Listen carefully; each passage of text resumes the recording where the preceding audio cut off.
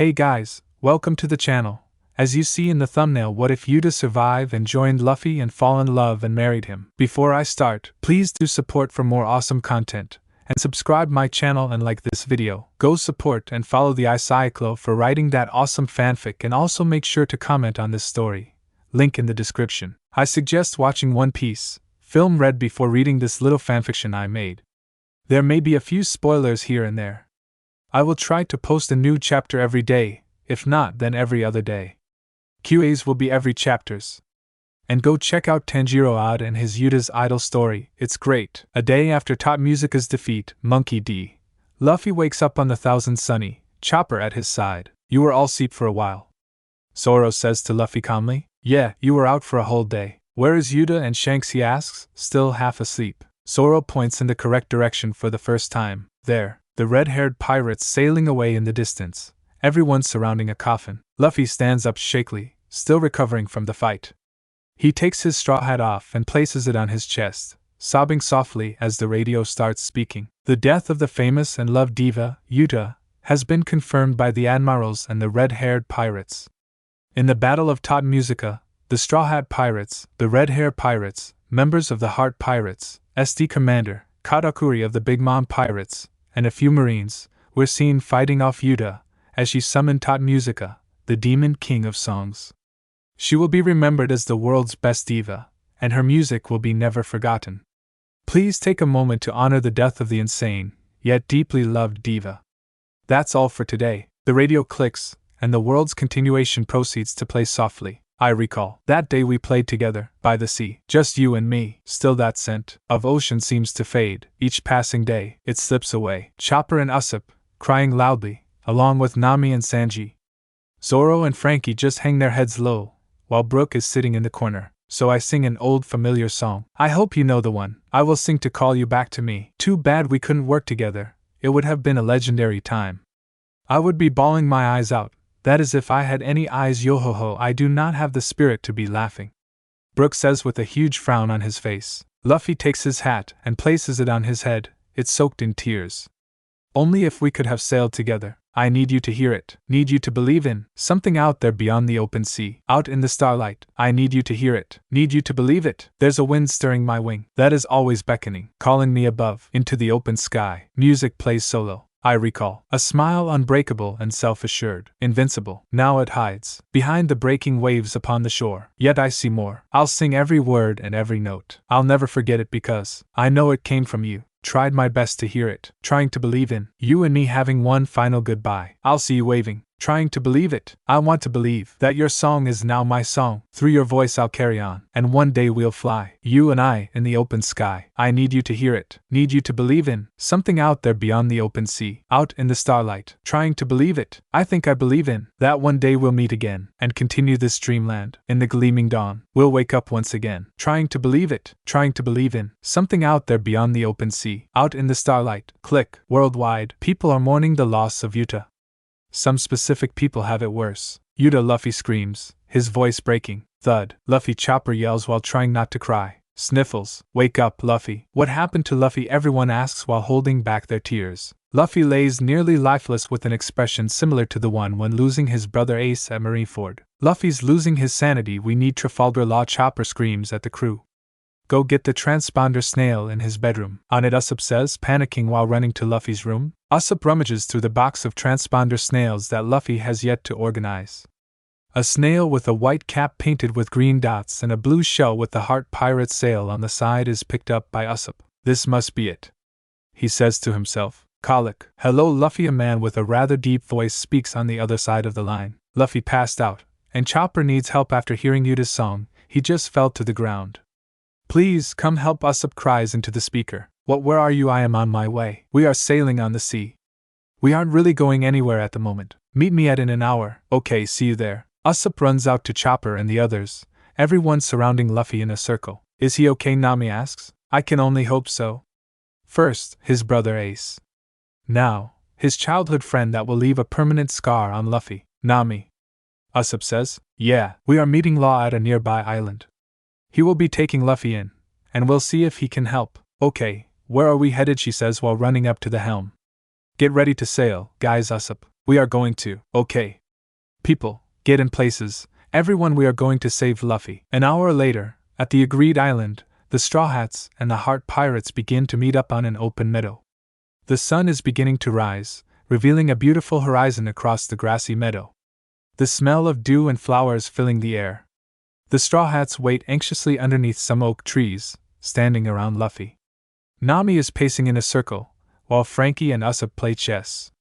Zoro sits next to Luffy asleep, while Robin is sitting in the shade, reading as usual.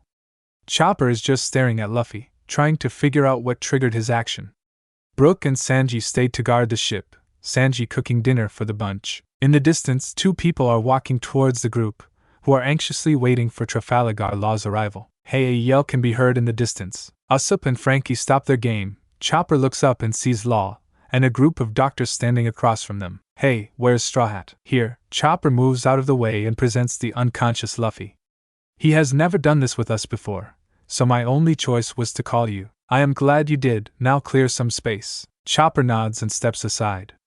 He then turns and tells the crew to go back to the Sunny for the time being. They all turn and gather their stuff, heading towards the ship. Chopper.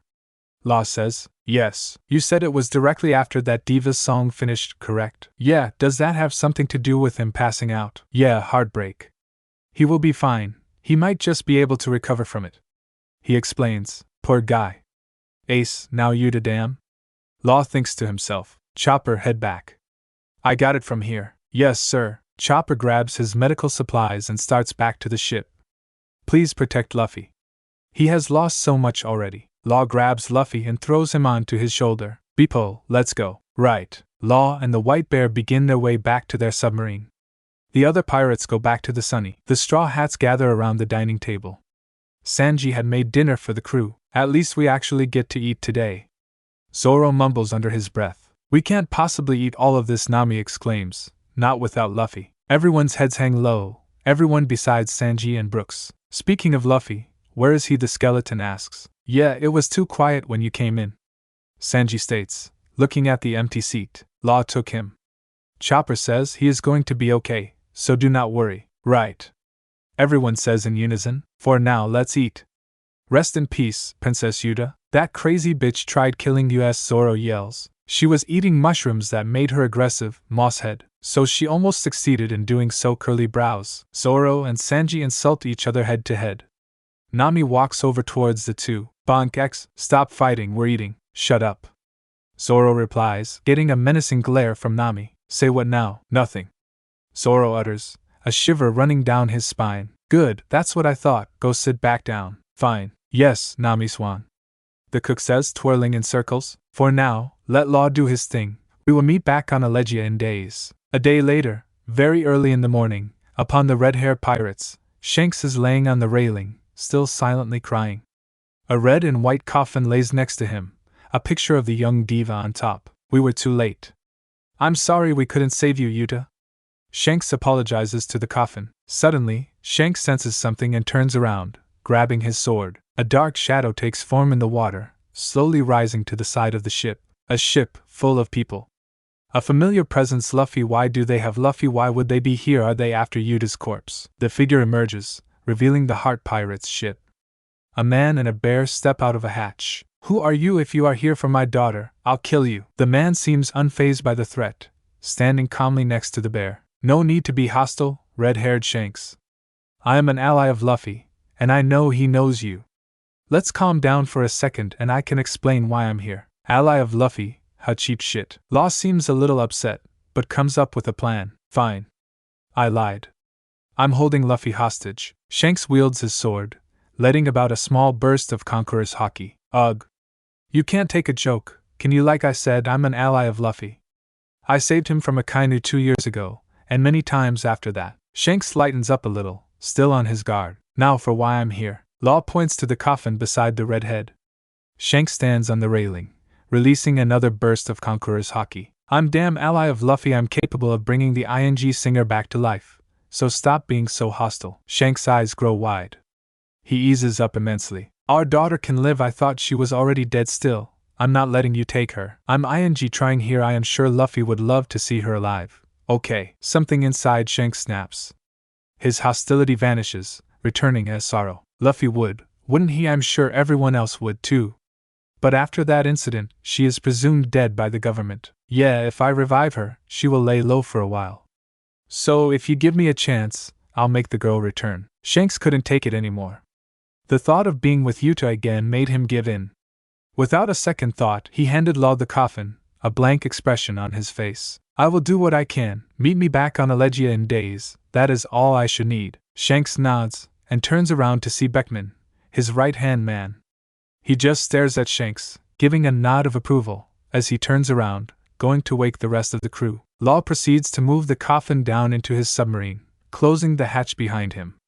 The submarine resubmerges about minutes later, the little underwater boat disappearing from sight. Hours later, Law is gathering all of his crewmates in a room with an operation table, and a female laying lifeless across it. This is going to be one hell of a ride, guys. We have days to do this operation, but don't rush. This girl is named Uta, daughter of Red Hair Shanks. We need to remove the wake shrimp poisoning as soon as possible. I will then need everyone to leave the room afterwards so I can operate. Understood, men? Yeah, they all cheer simultaneously.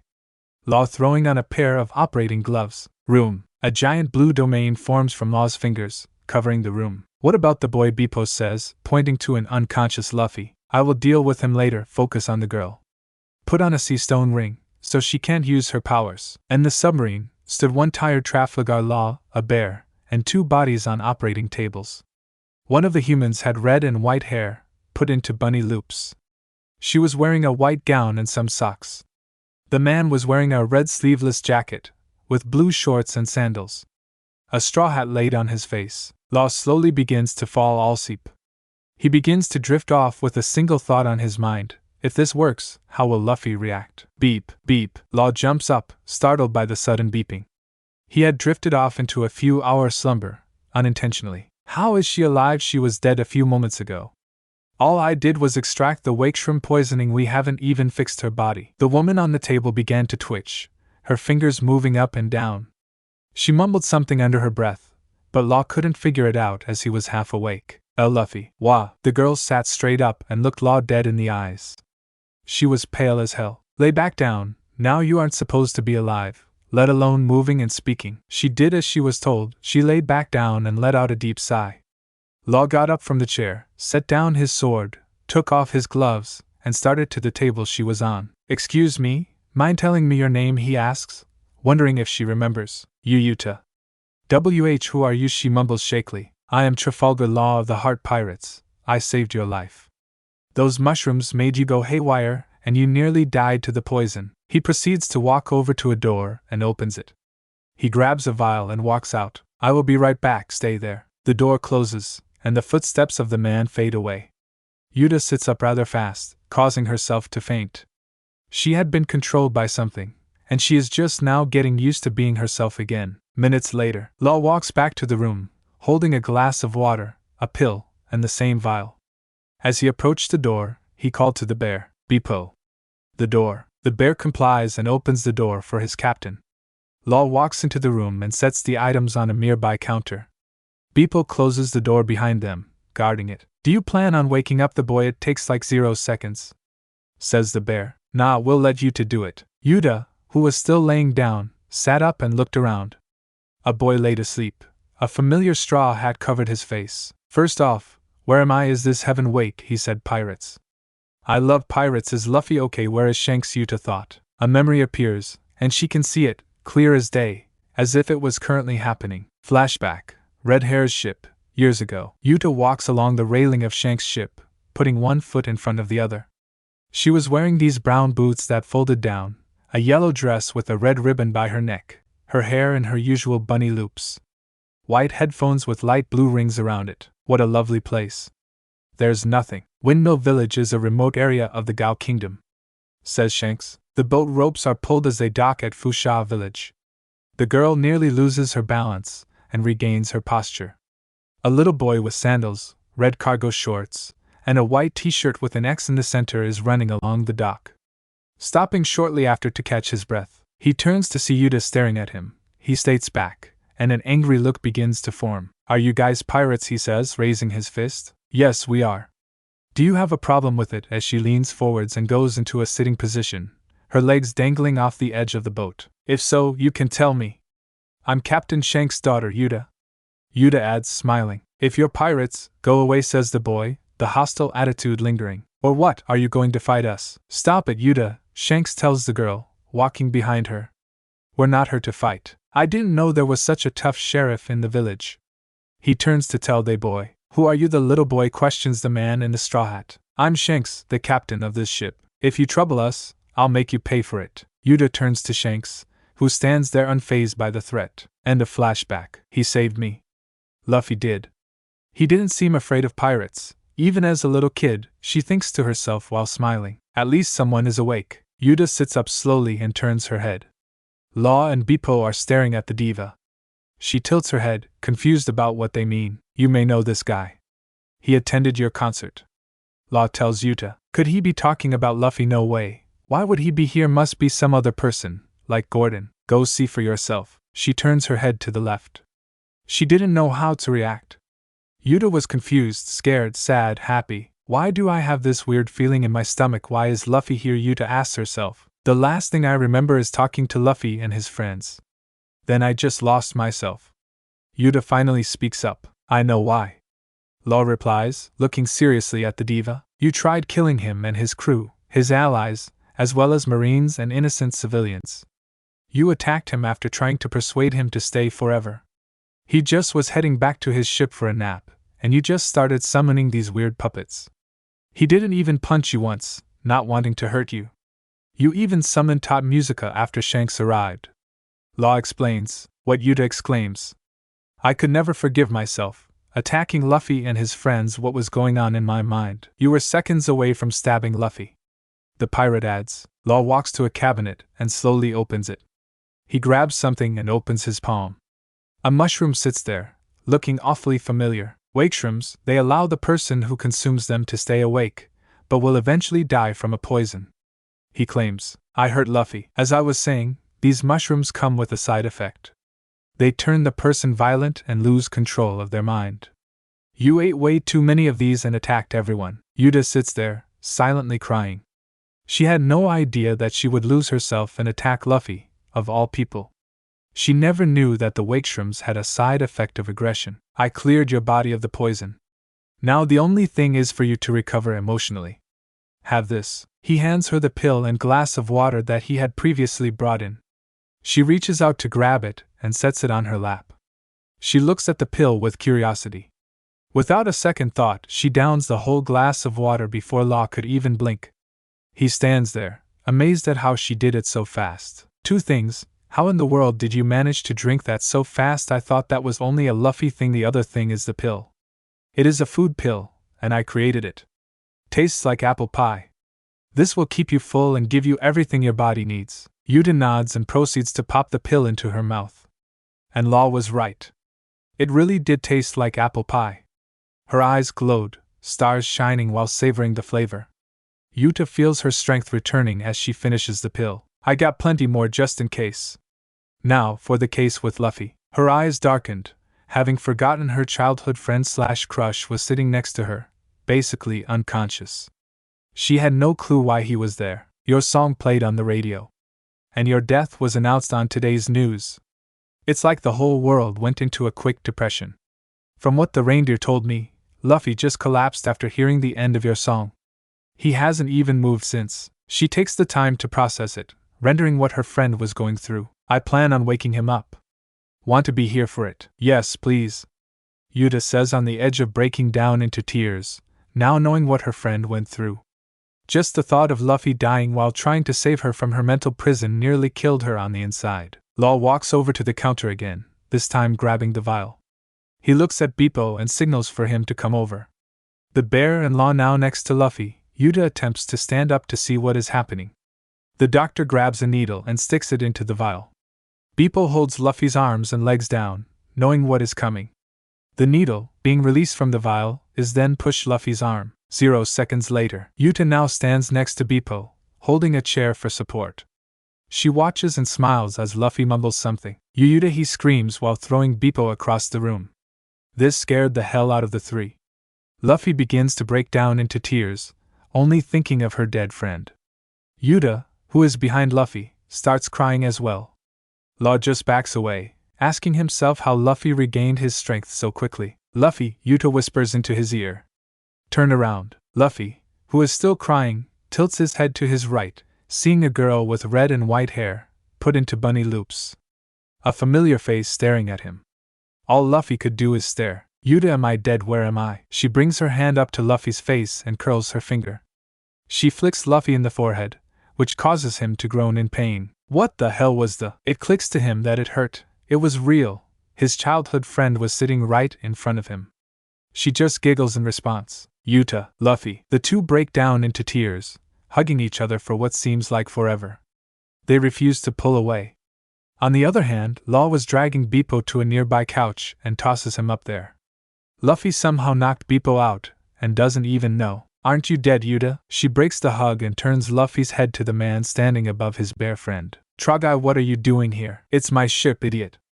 I guess you could say I gave Uta a second chance to live, he says, turning around to face the two. Luffy was about to say something when Uta cut him off. Only I get to call him idiot, she screams at the man who saved her. He just shrugged, which caused Uta to become even more furious. Uta, why do only you get to? I mean, he isn't wrong, I am kind of an idiot. Her jaw dropped. When did Luffy acknowledge the fact he is stupid? She looks away out of embarrassment and blushes.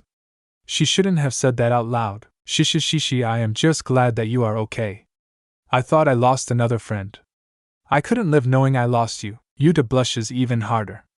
Do I mean that much to him? Okay, lovebirds, stop flirting. Luffy, take these. You will feel a whole lot better. Uta, more embarrassed than ever, backs up a little bit so Luffy can receive Law's items. The same pill and a glass of water are given to Luffy, which he downs instantly. Wow, so tasty. The pill is flavored as apple pie. Can I give these to Chopper? Preferably, you can't be trusted with them. Hey, Uta and Law laugh at the boy, who is angered at the insult. He walks over to Uta and hands her a bag of the pills, and whispers in her ear, do not let Luffy get these at any means. He would eat the whole bag of pills. Okay, understood. She takes the bag and stuffs it in her pocket. Luffy turns at Uta, who just smiles back. What did he tell you? Nothing. Tell me. Nope, she says, grinning from ear to ear. Luffy sits there pouting and mumbles something, but she doesn't catch what he said. He is so cute when he pouts like that. Just like before, when I first met him, she giggled to herself. Hey Law, can I get my clothes back? I want to get out of this gown. Sure, just a moment, I had someone wash and fix them. They got pretty ruined after the incident. Uta thanks Law, then turns to Luffy. She was about to say something when he cut her off. Lou, wanna play a game? A little upset that he cut her off, she agrees. Luffy turns and grabs something out of his left pocket. He turns to show Uta 2 blank pieces of paper and pencils. He stuffs one of each in her hand and back up a little. A drawing contest. We are going to draw the first food that comes to your mind. Okay, BU, go. Stop cutting me off, damn it. Luffy just laughs and immediately starts drawing. Uta picks up the pencil and paper and just stares at it. Just like back then, in Fusha village. She puts the pencil to the paper, and before she could even start, Luffy slams his paper down on the table. Done. Luffy, I haven't even started drawing yet. Shishi, it was not my fault, you were always so slow. You were the slow one. Nah, yeah, nah, I am going to punch you. She gets ready to punch Luffy, who just laughs at her. That angers her even more. She completely forgot about the contest and attempts to punch the rubber man. It's not going to bam. What the hell, why did that hurt? I am made of rubber. What do you mean? Only Grandpa, Nami, and Haki users can punch me. Why can you too? I don't know. She tilts her head and pictures a question mark above her head. Luffy calls it the fist of love. Does he know that I love him? Even then, how did I punch him? Uta, Luffy asks, shocked. Yes, she replies nervously. Do you know what Jackie is? Phew, that was close. She shakes her head. No, what's Haki? She asks, blushing, thinking about what he is about to say. So you don't know what Haki is. And you keep blushing, so does that mean what I think it does? Oh no, he knows, doesn't he? She forces a smile. No, nothing like that. No. She says, waving her hands in the air, shaking her head side to side. Okay, back. Law enters the room with Uta's normal clothing, her white dress, and her sleeve sock, with Luffy's drawing on the hand. Thank you, Law. Sure, where can I change? There.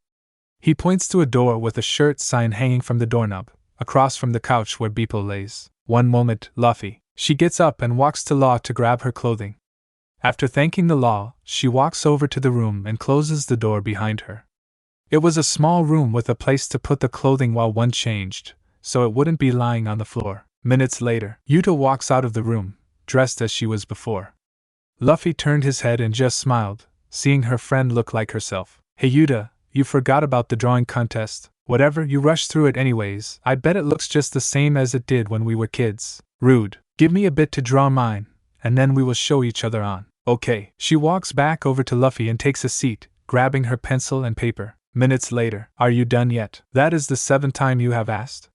But yes, I am. They both turn their drawings towards each other. Uta had drawn a simple picture of a piece of meat since she didn't have a favorite. Luffy drew an oval with 2 rectangles on each end. You're still this bad. Hey, well, it's better than that scribble you gave me, Uta snickered. Thanks, I'm on a 86 winning streak. I beat you 8 times. What do you mean? I am the one that won. No, I did. And Why wait 86? I thought it 8 when did someone when she asked in a confused tone. When I beat you in a fight with that Musica Tota guy or whatever. First of all, it's Tot Musica. And second, well actually, you did beat me. That means I'm on a 86 winning streak shishishi. No, you aren't stupid. I won all those contests back in Fusha Village. And I definitely won this art contest. Drop the bickering. We need to get you back to Allegia. Law announces, walking into the room. Oh right, I need to get back with my crew. Yeah. Uta utters, looking depressed. Hey Uta, will you go back with the Shanks or will you go back to your music career? Luffy says with a serious tone. I need to have a long talk with Shanks. For now, can I stick with you until we meet Shanks? Uta asked the boy, moving her hair to hide her blush. Of course, one thing though. You need approval of the entire crew if you want to even be near them. I, for one, forgive you. There are only 2 things that would make me not forgive you, and I don't want to speak about them. Luffy, thank you? She goes to hug him and cries into his chest. Thank you for forgiving me. Thanks for being here for me. Thank you for protecting me, even when I wasn't myself. Uta's hair drops backward as she wails into her friend. She didn't want to lose him. Not again. Of course, Uta. Law begins to walk over to the 2 and pulls out his hands from his pockets. He raises them into the air, and karate chops them in the neck. Whack X thud X. Okay, now that the lovebirds are out, set sail for Allegia. Yes, Captain. Back on the Red Force. Captain, we need to go to Allegia. It's been days. We have a day and a half left. Snake tells Shanks. No. We aren't going back. What, why? I trust Luffy to take care of her.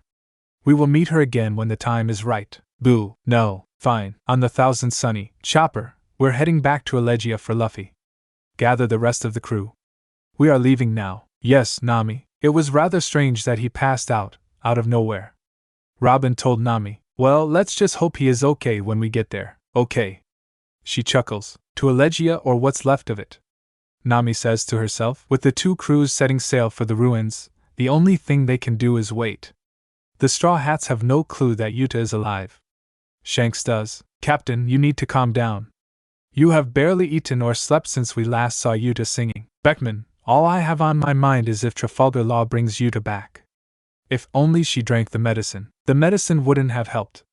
It was too late to save her ourselves. Trust this Law, he has a name for himself, and he is Luffy's friend. I know, but that's enough, Captain. Now go eat a full meal. We don't have long before we meet with the man again. Alright, fine. I will eat, but I will take a nap afterward. I haven't slept in days. Go ahead, I will wake you up once we arrive. Thanks, Beckman. Shanks forwards to the kitchen. Lucky Roo is sitting down, chomping on a piece of meat. Hey, Captain, glad you finally came in. Hi, Lucky Roo, I came here to eat.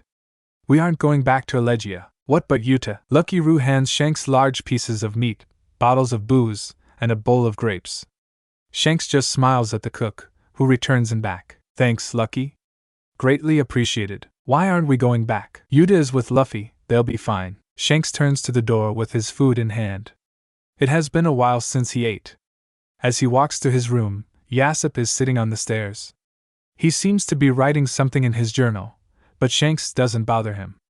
Opening his cabin, he sets his food down. A bunch of treasures, maps, and pictures of the young Uta are scattered across the room. The red walls decorated with bounty posters of him and his crew. Sorry, Uta. I'm entrusting Luffy with you. When we meet again, hopefully, you won't try to kill me, Shanks chuckles to himself. He opens a bottle of booze and takes a bite of the meat. I missed her so much. I understand why she attacked everyone, but even then, it was a bit much. Shanks thinks to himself. He isn't alone with his thoughts often. 0 minutes later, after eating all of his share, Shanks lays on his bed and falls asleep nearly instantly. A nightmare begins to play in his mind. The memory of leaving his child on the burning ruins of Allegia, crying so hard after he defeated Tot Musica. The things he said to her were unforgivable. The nightmare, the ruins of Allegia, burning to the ground, in the center stands a 9-year-old girl, unconscious. An old man walks up to the pirate. Nah. It should be us. Red-haired Shanks and his crew, the red-haired pirates, did this. Tell that to Uta too, you're going to leave her. The girl's got a hell of a voice. We can't keep her cooped on a boat while we're on the run from the Navy. Please. Make her the greatest singer in the world. Her singing isn't a crime. Shanks, I understand. Sailing away, everyone is crying, holding a thing of beer. Let's leave with a smile. Our beloved musician is setting out on her own. In the distance, Shanks hears a blood-curdling scream. Shanks, don't leave me, Uta screams, screaming and crying from Uta. Why would you do this? End of nightmare. Shanks shoots up, his bed drenched from the sweating and crying. Beckman swings the door open, accompanied by Lucky Roo and Yassop. Captain, are you okay? Beckman shouts. We heard you yelling, something you never do. Shanks thinks back, and the nightmare begins to replay in his mind. Just a nightmare. Let me guess, it was about that moment years ago. Shanks looks away from the three. He has had this vision every time he closed his eyes for too long.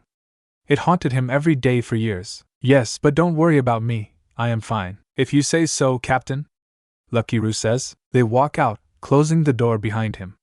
Shanks hadn't even bothered to throw away his food scraps, which still sit on the table. He looks at the frames hung up on the wall. I hope you're okay, Uta. On the Thousand Sunny. Zoro, wake up. We will be there in half an hour. You have been sleeping and lazing around for days.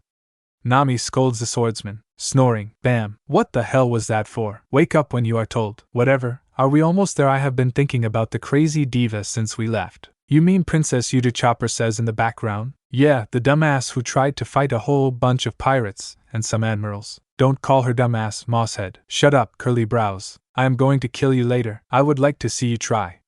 Zoro says with a smug grin. I can see the island and the distance, guys, Usopp shouts. Usopp has been trying new recipes for his attacks and hasn't had any luck. Meanwhile, Brook is sitting in his room, talking to Frankie about what they will do for Luffy, if he is awake. In Law's submarine. Uta, Luffy, follow me. The two goofballs were sitting next to each other half asleep, Luffy resting on Uta's lap. She shook Luffy aggressively, failing to wake him up. All of a sudden, an idea popped into her head. If this works, I might lose it. She thinks to herself. Luffy, there is a huge pile of meat waiting for you. Get up before I eat it all. Luffy shot up nearly instantly, colliding Uta's forehead. Ow, what was that for? He looks up to see Uta holding her forehead, groaning in pain. Oh, my bad, Uta, didn't see you there. Anyways, where is the meat? Of course you fell for that. You wouldn't get up, so I had to do something. You tricked me again. You fell for it. It's not my fault. Law walks into the room. He has a slight smile on his face. Beepo behind him, holding glasses of apple juice. Is all you do, bicker anyway. I brought some juice for you. The island is visible from here. We'll be there within minutes. Whoa, really, I wanna see. Follow me then, Beepo. Give them their juice. Luffy jumps up from his seat and runs towards the bear, who hands him his jug. Uta just stares at Luffy while he drinks the whole thing in one go. Smiling, Uta gets up and walks towards the others. Come on. Right. They begin to walk out of the room and take a left turn. A long, narrow hallway with windows showing the sea. Uta and Luffy run up to one of the windows and look in awe. They have never seen what it looks like underwater, as they would drown because they're devil fruit users. Colorful fish of all shapes and sizes, creatures that look like a mix of land animals, the marine life on the ocean floor, and the coral reef to the left. It was an astonishing sight, which neither wanted to look away. Want to go outside or not? Coming, the two said in unison. They walk down the hallways, rooms full of doctors. As they make their way to the stairs, Law pushes a button on the side of a piece of wood. A door begins to open, revealing the blinding light of the sun. It has been several days since they have been on the surface. Whoa, it's like my first time seeing the sun. How long have I been down there? Uta asks Law. Days, Luffy 4. The Straw Hats called me and told me how he just dropped out of nowhere, so I had to go get him. I talked to Shanks, and he handed me your coffin. He just sat there cry. Coffin. Yes, you were considered dead for days. Uta died. I thought she fell asleep. Luffy manages to utter, unways. Look over there. Law points to the island. It was even worse than they imagined.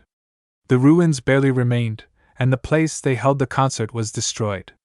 Uta stares, dumbfounded. I did this, she whispers to herself. That was her second time attacking the island. Couple minutes later. Uta, we are here. Uta stares at the ground. She was scared of even being near here, thinking that she may cause even more chaos for the poor boy. Uta, follow me. Guy, I thank you deeply. If you weren't my friend, I would have never seen her again. Uta or my friends. Law looks at his feet and manages to mumble. Yeah, whatever, go play with each other.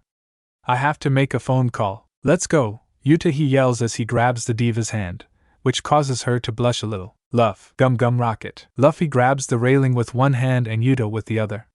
They get sent flying through the air. Luffy, shishishi, sorry about that. The boy tells her as they barely stick the landing. Hey, Luffy, go to the stage.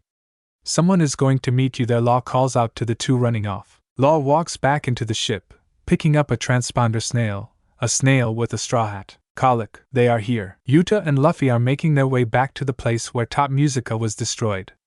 Luffy keeps dragging Uta around as if she were a stuffed animal, exploring the place before Luffy sees a familiar ship. Sunny, what now? First, you keep dragging me around, not giving me a chance to stand up. Now you yell random things. Luffy finally lets go of his friend.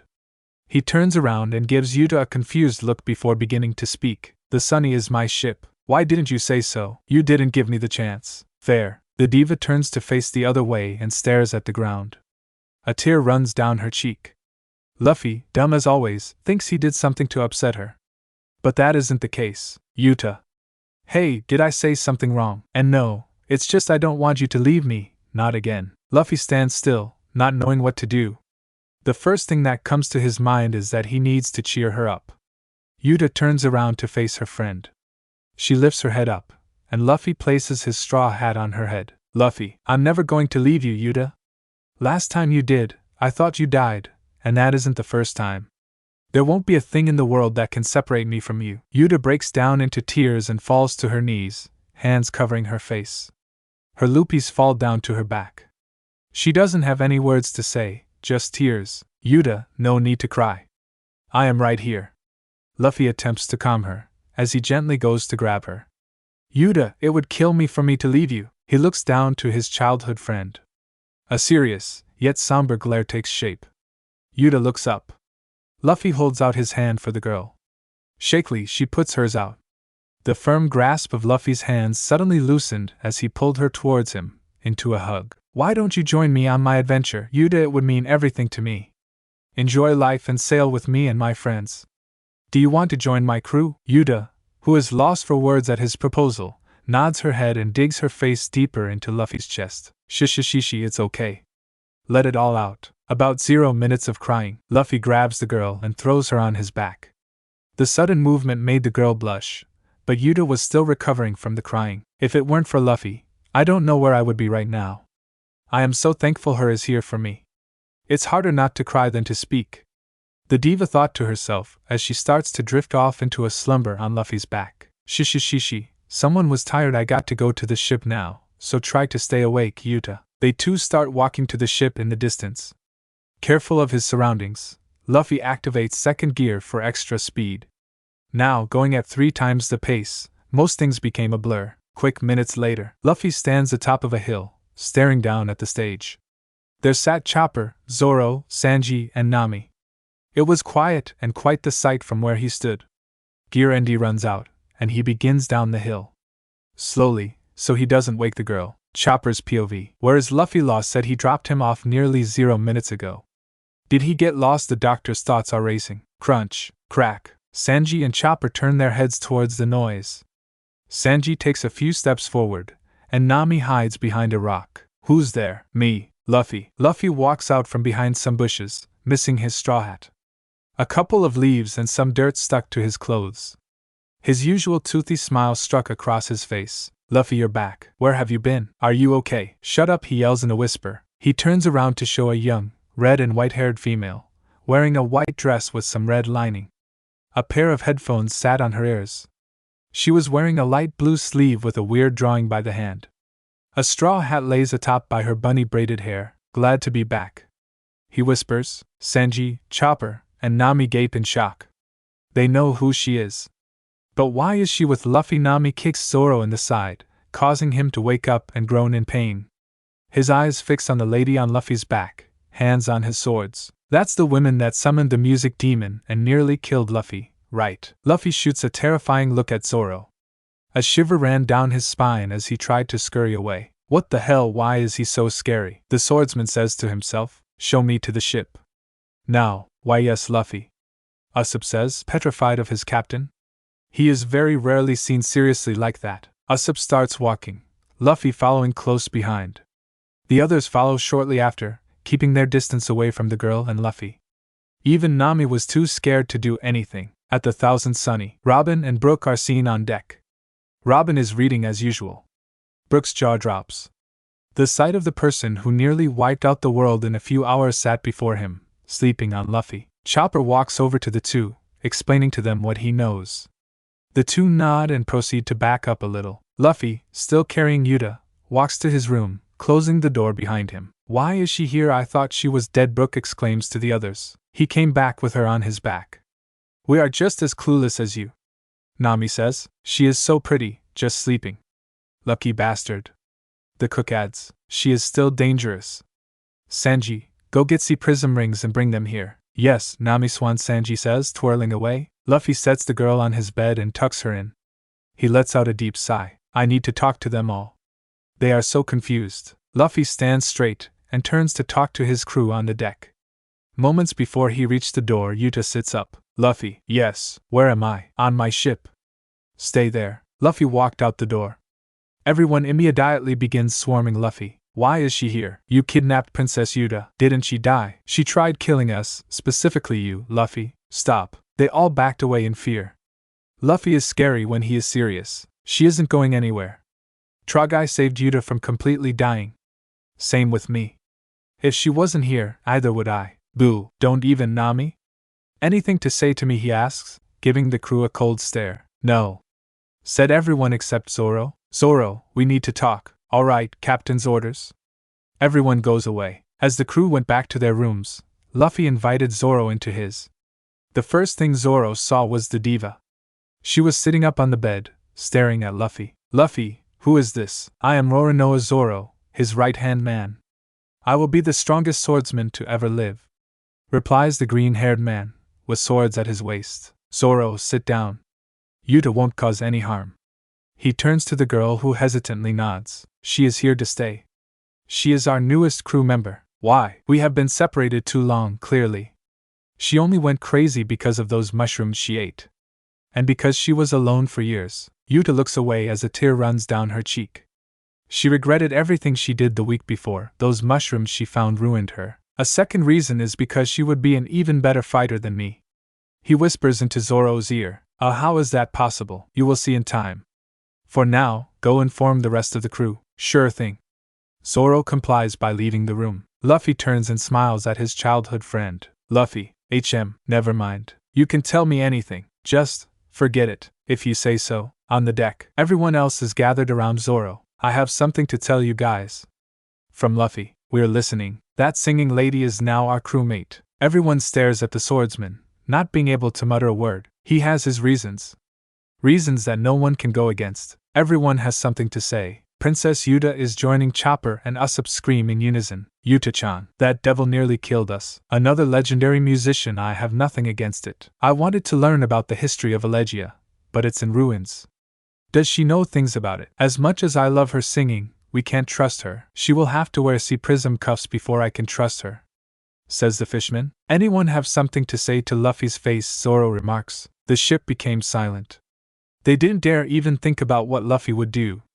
After some thinking, the crew just let out a deep sigh. Do we all accept her? Nami asked the group. A bunch of nodding and yes came from the group, indicating that they accept their new crew member. Well, Luffy said he only wanted 0 members. What will the diva be? That is for Luffy and Uta to decide. The door to Luffy's room opens and the captain walks out, the diva following behind. Hi guys. I know that what I did won't be forgiven, but I will do my best to try. No need, they forgive and accept you. Zoro tells Uta, causing a tear to fall. I'm so sorry everyone. I had no idea what those mushrooms were. As Zoro said, it's okay now. I got nothing against you. Just sing us a song. Which one? Uta asks Brook. Binks Brew. Yeah, okay. Give me a moment. Uta clears her throat, and Brook starts the melody. The girl snaps her fingers, and music begins to play in the background. The crew stares at her in awe as she begins. Yo ho ho ho, yo ho ho ho, yo ho ho ho, yo ho ho ho. The crew joins the diva. Gather up all of the crew. It's time to ship out Binks Brew. See wind blows. To where who knows? The waves will be our guide. Or across the ocean's tide. Rays of sunshine, far and wide. Birds they sing, of cheerful things. In circles passing by. Bid farewell to Weaver's town. Say so long to Port Renowned. Sing a song. It won't be long before we're casting off. Cross the gold and silver seas. Salty sprays puts us at ease. Day and night, to our delight. The voyage never ends. Gather up all of the crew. It's time to ship out Binks Brew. Pirates we, eternally, are challenging the sea. With the waves to rest our heads. Ship beneath us as our beds. Hoisted high, upon the mast, our jolly Roger flies. Somewhere in the endless sky, stormy winds are blowing by. Waves are dancing, evening comes. It's time to sound the drums. But steady men may never fear. Tomorrow's skies are always clear. So pound your feet and clap your hands, till sunny day returns. Yo ho ho ho, yo ho ho ho, yo ho ho ho, yo ho ho ho. Gather up all of the crew. It's time to ship out Binks Brew. Wave goodbye. But don't you cry, our memories remain. Our days are but a passing dream, everlasting though they seem. Neath the moon, we'll meet again. The wind's our lullaby. After all is said and done, you'll end up a skeleton. So spread your tails, from dawn to dusk, upon the foamy seas. Yo ho ho ho, yo ho ho ho, yo ho ho ho, yo ho ho ho. As the music fades out, everyone, including Uta, is crying softly. The nostalgia hit them like a brick. Luffy runs and hugs Uta, squeezing her tightly, but in a gentle way. Luffy, what are you doing? She asks as she begins to blush. I'm so happy you are here. Me too. Can you let go? You are a lot stronger than you think. Sorry, he says as he pulls away from the hug, wiping his eyes with his sleeve. Hey Luffy, I need some rest. Where can I sleep? I got that, Frankie replies, still crying. What do you mean? Just watch. In this story, every crew member has their own rooms. Each one decorated and built as they like, thanks to Frankie. 0 minutes later. What? This is your new room. But how? No questions, take a look. Frankie opens the door to the massive room that sits next to Luffy's. Everyone followed Uta in as she walked inside. The walls were painted red and black. A picture of her singing at the show was framed above a luxurious-looking bed. There was also a smaller room that had bathroom labeled next to it. Every musical instrument was lined up on the wall neatly. A little stage similar to the one before was against the right wall. All she could do was gape in awe. Damn, someone will have a good time, Zoro said out loud. Whoa. Chopper and Usopp gasped. Nami and Robin just giggled, and Brook laughed wholeheartedly. Stars formed in Luffy's eyes. Thank you so much, Frankie. Thanks, Frankie. No problem, everyone out. Let the lady get comfortable. Everyone except Luffy and Uta left the room. Luffy puts his hand on Uta's left shoulder. How do you like it? It's amazing. Luffy, thanks for letting me be with you. Shishishishi, of course, but it is time that we should get some sleep. See you in the morning. Good night, Uta. Good night, Luffy. The door closes behind Luffy as he goes to bed. Uta takes a moment to look around the room. The bed is what she wanted to try first. She runs to the bed and plops herself down. Oh my God. This is the most comfiest thing I have ever been on besides Luffy, though she whispers in her head before falling asleep nearly instantly. The morning after Uta joins the Straw Hats is deemed peaceful. Everyone slept in past noon, except Uta. Uta had trouble sleeping last night. She was happy about joining Luffy and his friends, and that she was forgiven. But she still needed to make ties with Shanks. She hadn't seen Shanks since she freed everyone from here Uta World. What was weird is how he just disappeared after she went unconscious. 1 second she was in his arms, another she was in Trafalgar's medical room. As she got up from her bed, the first thing she did was do her hair. It was always disaster in the mornings, continuous thumping. Footsteps. I thought I was the only one awake, guess not. Hello, who's there? Uta yells, walking out of her room. HMO, hi Uta. The orange-haired girl with a pole walked out from the helm. I need to write down everyone's name, except Luffy, of course. I am Nami, the ship's navigator. I am still getting used to seeing you in person, especially on the Sunny. Yeah, it sure is going to be a ride. Anyways, thanks for telling me your name, she thanks the girl, casually pulling out a piece of paper and a pen. I was on my way to wake up the lazy ones. We are getting ready to set sail for an island somewhere away from Allegia. Alright, I will go wake up Luffy then. Nami walks to Chopper's room, while Uta goes to Luffy's. She stops at the door. A bit shy of waking up Luffy, she pushes herself to open the door. Luffy peacefully lays halfway off of the bed, his blanket wrapped around his arms. One leg was stuck around the other, and he was flat-faced on the floor. Is he always like that? How can someone sleep so gracefully in the most uncomfortable positions? Luffy, time to wake up, she yells at the sleeping man. It was no surprise that he didn't even budge. Still snoring away this late in the day. After a moment of thinking, Uta got a great idea. An evil smile tool form as she went to the deck and grabs a bucket. She lowers the bucket into the sea, pulling up a full bucket of seawater. Poor Luffy, you have no idea what's coming. She heaves the bucket over the railing and picks it up with both hands. She carefully walks it over to Luffy's room, snickering every step she took. Silently, she moves the bucket at an angle above Luffy, cautious not to get any on her. Splash! What the H? The once sleeping Luffy is now drenched and weakened by the sea water. His body returns to a normal figure, and he looks up to see Uta, laughing her ass off. Uta, I'm going to kick your ass later. Sure. As if, Nami approaches Luffy's room, standing in the doorway, staring at the wet and weakened Luffy. Uta looks over and sees the woman staring at Luffy. How did I not think of that, Uta? You are a genius. But it was just for fun. I know other ways to wake him up. See you in a bit. Nami says, walking out. Luffy, who has now had his strength returned, appears in front of Uta, and kicks her in the shin. Hard. This caused her to yelp in pain as she gets thrown against the wall. Ah, what the hell, why does it hurt so much? Told you I would kick your ass. Well, more like legs. But I will do it again if you pull another trick like that. I'm sorry, Luffy. She groans in agony as she holds her leg, a bump the size of an apple forming where she was kicked. What time is it? He demands angrily. 1 o'clock, I don't know. Poof. Luffy has once again disappeared from Uta's line of sight. She pushes herself off the ground, grunting in pain, and proceeds to limp her way through the door. What happened to you, Chopper? Asked the limping Uta. I fell, she replied, glaring at Luffy, who was sitting down with Usopp. Chopper was able to take the hint, and went to go get his medkit. On his way, he told Nami what happened to Uta. Flames formed in Nami's eyes as she turns to Luffy. Each step she took to Luffy was one that everyone took backwards. She's behind me, isn't she? He says as he takes a loud gulp. Zoro just nods, holding in his laugh as Nami prepares to punch Luffy. Bam! Luffy now has several large bruises on his head. Damn it, Uta, still a sore loser, she taunts as she does her signature move. That caused Luffy to become furious. Usopp took cover behind a chair, Sanji and Frankie backs up, and Zoro and Sanji just laugh their ass off as their captain stands up and kicks Uta in the same spot, which earned him another punch from Nami. Damn you, Luffy, that hurts. Weakling. Slap. Stop hitting me, Nami. I just felt like it that time. Stop kicking Uta. Fine. Luffy pouts as he turns to Uta, who is being bandaged by Chopper. Uta sticks her tongue out in response as Luffy sits there pouting. Damn, he is so cute when he pouts, Uta tells herself, trying not to blush or wince in pain. It doesn't hurt, you know. Everyone focuses on Luffy, whose bruises have been healed already. The punching. I only say, out to make you feel better, so this whole time you never learned your lesson. I don't know why Uta was able to hurt me, though. Everyone's attention now onto Uta.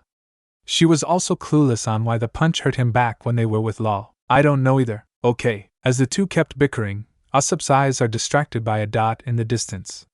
Wondering what it was, he grabs his goggles and zooms in. A pirate ship is seen far to the left. Hey, we got company. Everyone turns themselves to face the approaching ship. A Jolly Roger with 2 swords puncturing the skull, and a red line across the right eye. Shanks. Oh no. Luffy, can you grab something from my room? I need a flower. It is the red one on the left of my bed. Usopp tells the captain in a panic to hide him. Okay. Luffy starts down the stairs and is out of sight. With a bit of relief, Usopp tells the crew that Shanks' ship is coming. Shanks, Uta exclaims. Right, Uta, are you ready to meet Shanks again? Zoro asks the girl. After thinking for a bit, I need to give him a piece of my mind. Back. Luffy walks back up the stairs with a red flower, which Usopp asked for. Wrong one. Ugh. He scoffs as he walks back down. The ship, now close enough to see Shanks standing behind the helm, is approaching rather fast. Hey, Shanks calls out. This sends Chopper and Nami into a panic, while Zoro and Sanji stand on the railing, preparing for a possible battle. What do you want, red hair? Shanks, Sanji yells. I want to see my daughter. Law told me to go back to Allegia and look for a ship with a lion. Uta. Nami turns to Uta. The ship is close enough to board one another. A bunch of men stand in front, while Shanks approaches the Sunny. Uta, who stands up, turns to face the ship. Shanks and his crew stare in awe. Luffy's friend saved Uta. Uta. Shanks calls out in tears. What do you want, Shanks? Someone is sassy. Shanks tells himself. It is nice to see you aren't dead, you know. Uta runs up the ship and pushes Sanji into the water on accident. Sorry. It's okay, Uta-chan. Uta jumps up to her former captain and glares at him. She musters up all the strength she can and her leg rises. It hits Shanks where it hurts, as a cracking sound is made upon impact. He topples over and yelps in pain. I deserve that. You are nothing more than an ally to me now, I know the truth. But you still left me alone with the old man for lonely years. She got you there, Captain. Beckman chuckles. Footsteps are heard behind Uta, which everyone turns their attention to. A boy with a straw hat walks put from the staircase holding a different red flower. The straw hats freeze, not knowing what to do. The red-hair pirate's jaws drop. Luffy walks out to the deck and looks to the left. A tall man with red hair, slightly crouched and a scar going over his left eye stands before him and the crew. Luffy's eyes widen and fill with tears. Shanks, Shanks. Luffy, we aren't supposed to meet yet. I know. What are you doing here? I came here for Uta. Uta, Did you have your chat with Shanks? Yeah, she kicked me as her greeting. I told you I hate you. Whatever. Something isn't right. It feels wrong. Luffy thoughts wandering. Then, his eyes widen, staring at Shanks. Hey, Shanks. Yes, Luffy. When did you grow another arm? Shanks had both of his arms. Which makes no sense to Luffy. Years ago, Shanks saved Luffy from a Sea King at the price of his left arm. He never lost it, Luffy. What are you talking about? Years ago, at Fusha village. A bad guy threw me in the water, and Shanks saved me from the Lord of the Coast. The sea beast ate his arm. No. What do you mean, no? Luffy, dumb as always. I heard that. He plates in anger. Gum pistol. Luffy attempts to punch Shanks, but his arm doesn't move. He didn't stretch. He pinched his mouth and tried to stretch it, which it didn't. What are you doing now, Luffy? What happened? Why don't I stretch? Did Luffy eat something bad again? Probably. Luffy's body began to levitate, and was dragged over the sea. Uta and Shanks just stared at him, but he couldn't see their eyes. Luffy felt uncomfortable. All of a sudden, Luffy fell into the sea. He tries to swim upwards, but he is being pulled down further. He struggles to hold his breath. Luffy. Someone calls his name while he sinks. Luffy. Luffy. Luffy felt himself being pulled out of the water, closer to the light. As he reached the surface, he gasped, catching his breath. He opens his eyes to see his crew standing around him, all with a worried look on their faces. He was drenched, confused, and had a headache. Guys, he manages to utter. After Nami hit you again, she gave you a concussion. Chopper explains, glaring at Nami. And you wouldn't wake up, so we threw some water on you. Where is Shanks? Why, we have no idea where that man can be. He is a pirate with his own crew. He was just here. I can tell you he wasn't. Now get up. Luffy observes his surroundings, still on the Sunny's deck, wondering what the hell just happened. He was underwater, and Shanks was here, with both of his arms. I don't understand. Shanks was here, and I was in the sea. Luffy, for the last time, Shanks was never here, and he doesn't plan to be. He said he will only see you when you become Pirate King. Uta tells him, slightly irritated. Right, go dry off. Uta hands Luffy a towel and another pair of his clothing. He grabs the items and stands up. He takes a good look out to sea. No ships except the Sunny. He shrugs it off and walks to his room to change. Minutes later, Luffy, now dry and in a new set of clothing, walks out of his room and goes to find Uta. He wants to talk to her. Jim, have you seen Uta? I last saw her walk into her room. Thanks, Luffy says as he walks to her door. He knocks on the door, and a few seconds later, he hears Uta say, come in. Luffy turns the knob and opens the door. Paper is scattered everywhere, and Uta is seen sitting by her stage wearing her jacket, with a frustrated look on her face. Uta, oh, it's you, Luffy, she says as the frustrated look turns into a happy smile. Uta, I wanted to tell you something. Alright, take a seat, she says, patting the floor next to her. Luffy does just that and begins to speak. It's about Shanks. Uta looks at her crush, confused. You saw him recently, didn't you? The last time I saw him was before MHH. Oh.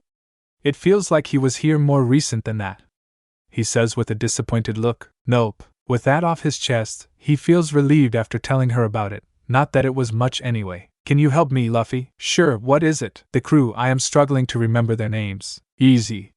Nami is the orange-haired girl. Brooke is the skeleton with an afro. Frankie is the giant robot. Usopp is the one with the long nose. Chopper is a talking reindeer. Robin is the black-haired woman.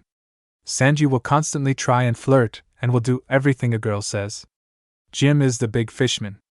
Zoro is the swordsman who always sleeps. Thanks, Luffy, she tells her friend as she writes down all of that information on a blank music sheet. Of course, shishishishi. Uta looks away from Luffy, and towards a picture she hung up. It was of her and Luffy sitting next to each other by the shore. She missed the feeling of being around Luffy, and now he is here to stay forever. Hey, Uta, do you plan on doing music publicly again? I guess I never really thought of it. I would have to go by a different name, and I can't show my face. The government only sees me as a dead threat. Oh, okay. You seem upset about it. Why is that? Before we met again, I listened to your music every single day on the radio. It soothed me, knowing that you were alive. A moment of silence between the two individuals. Uta imagines Luffy laying on the deck, falling asleep to her music whenever it comes on. She giggled at the thought, breaking the silence. The world only knows of you as a dead diva. So, if you were to make another appearance, you would need to be a whole lot stronger.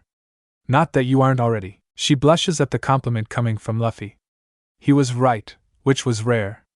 It seems he grew more mature since I last saw him years ago. The point I'm getting at is your devil fruit abilities. You need to get them under complete control. They are extremely powerful when used correctly. Uta looks up at her friend with a mixed face. What do you mean powerful? You kicked me and a bunch of my friends' butts back at the concert. Even though you weren't controlling it, you were incredibly strong. Uta squeals a bit before speaking. Well, explain it to me in detail. Not me beating you and your friends, but my devil fruit abilities. Luffy goes on and explains to Uta what her devil does and what she can do with it, her strengths and weaknesses, her capabilities, etc. An hour of talking later. Uta's eyes gleam with stars. I can do all of that. Yes, but you need to train. That and Haki. I don't know what this Haki is, but it sounds cool. A knock at the door stops the two. Hey, Lovebird's dinner is ready. Sanji made a bunch of meat. Zoro told them. Uta, who hides her face in embarrassment, yells to the swordsman at the door. It isn't like that, green-haired jerk. Shishishishi. Someone is a little sensitive. Luffy teases the girl who is now as red as her hair. Hey, shut up. Shishishi, let's go eat, I'm starving. Luffy grabs Uta's hand and pulls her with him. Luffy pretty much drags Uta across the ship, holding her hand the entire time. Luffy, stop pulling me around, I know how to walk. Sorry about that. I didn't know you didn't like that. It's fine, just don't do it again, she says as she looks down at her feet. His hand was all warm and strong. I didn't want to let go. I should go eat anyway. I haven't eaten all day, her mind says as her stomach growls, making her embarrassed. Come on, you can sit next to me, Uta. Okay. They both walk into the dining hall, food covering the table. Fruit, veggies, juice, booze, and best of all, meat. They sit down at the table and grab the biggest pieces of meat. Luffy inhales pieces and washes it down with a glass of juice. Uta shoves everything into her mouth at once, all the flavors merging into one. Someone was hungry, Robin says, looking at Uta, who just finished her piece of meat. Gordon never fed me anything good like this also. I haven't eaten since we left yesterday. It's nothing new. She used to eat like this all the time at Windmill Village. She does seem a bit slower now. I'm not slow, Uta yells, eating more pieces of meat, causing everyone at the table to laugh. Out of embarrassment, Uta laughs too. She had a great time eating and laughing. Everyone went about enjoying the food. However, Uta had a bit too much booze and blacked out, face first into her plate. I'll take care of that. Someone else is doing dishes this time. Luffy then grabs the sleeping Uta and throws her over his shoulder after cleaning her face. Walking over to her room, Uta starts mumbling stuff. Luffy, don't leave, I am so. She goes back to snoring quietly.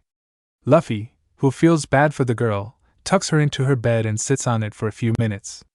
He didn't know, but he was drifting off into a deep slumber. The next thing he knew, he and Uta were cuddling one another in her bed. Luffy tried to get up without waking her up, but it seemed impossible, and just fell back asleep. Uta felt very comfy, but she didn't know why and slept the best she had in a while. Several hours later, Uta, have you seen Luffy? Nami walks in on the two asleep next to each other. Bam! Smack! Uta and Luffy shout up, groaning in pain as an angry Nami had just hit them both. Uta turned around and sees Luffy in the situation as her. Well, Luffy, you were drunk, so I carried you back here and I guess I fell asleep, too. Sorry. Not knowing what to say, Uta blushed profusely. Luffy slept in my bed and with me, is that why I felt so safe last night? Why is Nami here? I don't want to have to deal with a hangover, Uta groaned loudly. Why would you challenge Zoro to a drinking contest? Nami yelled. Shishi, I slept well. I guess I got to go then. Nami storms out of Uta's room, fuming. She slams the door behind her, making a loud cracking noise. Luffy, don't go. Why? I enjoyed sleeping with you. She mumbles, not realizing she just said that out loud. Well, maybe we can do it again. But I'm going to go shower, see ya. As Luffy leaves the room, it finally clicks to her that she says what is on her mind in front of Luffy. She felt like she was going to burst from embarrassment. Minutes later, as Uta is getting ready for the day, a loud scream can be heard from outside. Uta and Luffy did what? God damn it. I am making this a short chapter so I can move on to the next. No way, the crew screams in unison. Stupid Nami, Uta whined loudly. It should have been me, lucky bastard. Luffy slept with Princess Uta. Our captain is something else. Is something wrong with Luffy? Chopper screams while running in circles. I know, right? Luffy has never thought about a girl. But to sleep with one, and for it to be Uta. If it's Uta, it's okay with me, Luffy said. Luffy walked over to the crew with a smile on his face. Uta didn't seem to care, and it was by accident, so I don't see what's wrong. Would you sleep with anyone else? Jim asks. No. Just Uta. Unbelievable. I give up, Nami yells while storming back to her mapping room. I still don't see what's wrong, Luffy mutters. We did it all the time at Fusha village. No one seemed to care. Uta manages to break free from her embarrassment prison and pushes herself up off her bed. She had been eavesdropping the entire time. It was because we were kids, Luffy. Years ago the adults let us play. Uta fixes her hair and brings herself to the door. She struggles to open the door, too embarrassed to walk out. She was also still queasy from the night before as she was blackout drunk. I can explain. You have 5 minutes to explain. Or we are taking you food privileges for days. We'll see about that, but on with it. The door behind them opens, revealing a wobbly Uta. She stumbles across to where Luffy is. She sits down at his feet, wanting to be there for the story. What's wrong with you? She was drunk last night, if any of you remember. She was, guess we were too busy eating. She chugged cups of beer and then fell face first into her plate. I cleaned her with a napkin and carried Uta to her room. I tucked her in and was about to leave, but I fell asleep before I could. Then Nami came in and scolded us. Luffy, more specifically. The somewhat sober Uta utters. I guess that explains it, but you still lose food privileges for a day. That's not fair. You slept with Uta. Luffy mumbles something, but no one could make out what he said. Luffy then turns around and begins pouting while sitting with his arms folded. Uta, yes, a chopper. Come with me so I can help with the sobering up process, if you say so. She begins to follow the little doctor, periodically staggering into things until they reach his office. Minutes later, the once drunk Uta has now fully sobered up and is ready for the day. Chopper was amazed at how fast she recovered, as the process was supposed to take 2 hours. Woohoo, I don't feel like crap anymore, she yells while running around. Don't run like that, you are going to hurt yours. Where did you go? Uta popped up on deck where Luffy and Usopp were playing a game Usopp made. They turned their heads to see an energetic Uta. Uta, Luffy, Pinocchio. Luffy laughed hysterically while Usopp boils with rage. The name is Usopp the Great. I have 8 million men under me, not Pinocchio, dumbass. Did your nose just grow? Did you lie again? Uta and Luffy were now both rolling on the ground, having a great time teasing Usopp. Usopp yells at the two out of anger and embarrassment. Hey, Luffy. Yeah, never mind, I'll tell you later. Alright. Usopp has had it, and pulls out a pellet. He pulls back his slingshot and yells, "Special attack Fart Cloud Star." Usopp releases his ammunition at the two before they could react. It hits Luffy in the back of the head before exploding into a green mist. EW. Usopp, what the heck? Luffy and Uta scream while gagging and trying not to throw up. Hee hee. The sniper laughs while pushing his nose upwards. Luffy and Uta manage to gather their senses and run out of the wretched smell. Luffy didn't have it easy as the smell was all over his clothes. "Luffy, go take a bath, you smell terrible." "I planned on doing that." Luffy begins running towards the bathing room where he runs into Zoro. "Hey Luffy, have you SE?" Zoro begins to gag at the terrible smell of Luffy. He falls to the floor and yells at his captain. "What the hell, go take a bath? You ran into me." "I was going to because Usopp used a fart cloud on me, and now my clothes and I stink." Luffy takes off for the bathroom door, opening it and slamming it behind him. He grabbed a towel and the soap to go wash his clothes. He could smell the odor emitting from the fabric. He wrapped a towel around himself and put his clothes into a tub, and poured some soap into the tub and began swaying his clothes back and forth. After a good minute of doing so, Luffy pulls his clothes out and sets them on a bench. "Damn Usopp. Shooting me with that stinky thing." He walked toward the bathtub and dipped his feet in. To his surprise, it was nice. He hadn't taken a good bath in days because of the recent events. Submerging himself, he grabs the soap and begins rubbing it all around his body, letting it soak. Uta's POV. "Poor Luffy. At least I don't stink. I was just nearby, but Luffy got hit by it. I can't imagine how bad he smells." Zoro walks up onto deck. He puts his bottle of booze down and looks at Usopp. "What the hell, why did you do that to Luffy? He smelled awful." "We were teasing Usopp until he shot one of his things at us." She turns to Usopp, who is now minding his own business, then looks back at Zoro. "What is Luffy doing?" "Washing up, I think. Hopefully." "Okay, I guess I'll wait." She goes to take a seat in a chair, letting out a sigh. "At least everyone forgot about me and Luffy." 0 very boring minutes later. Luffy finishes his wash and dries off. He grabs his clothes and puts them back on. Walking to the door, he nearly slips on the soap he dropped and stubs his toe. Ow! He opened the door and walked out. Down the hallway, he can see Uta sitting in a chair with a blank expression on her face, so he ran up to her. "Uta." "Hi Luffy, I'm back from the bath." "I can tell." Luffy forgot to dry his hair.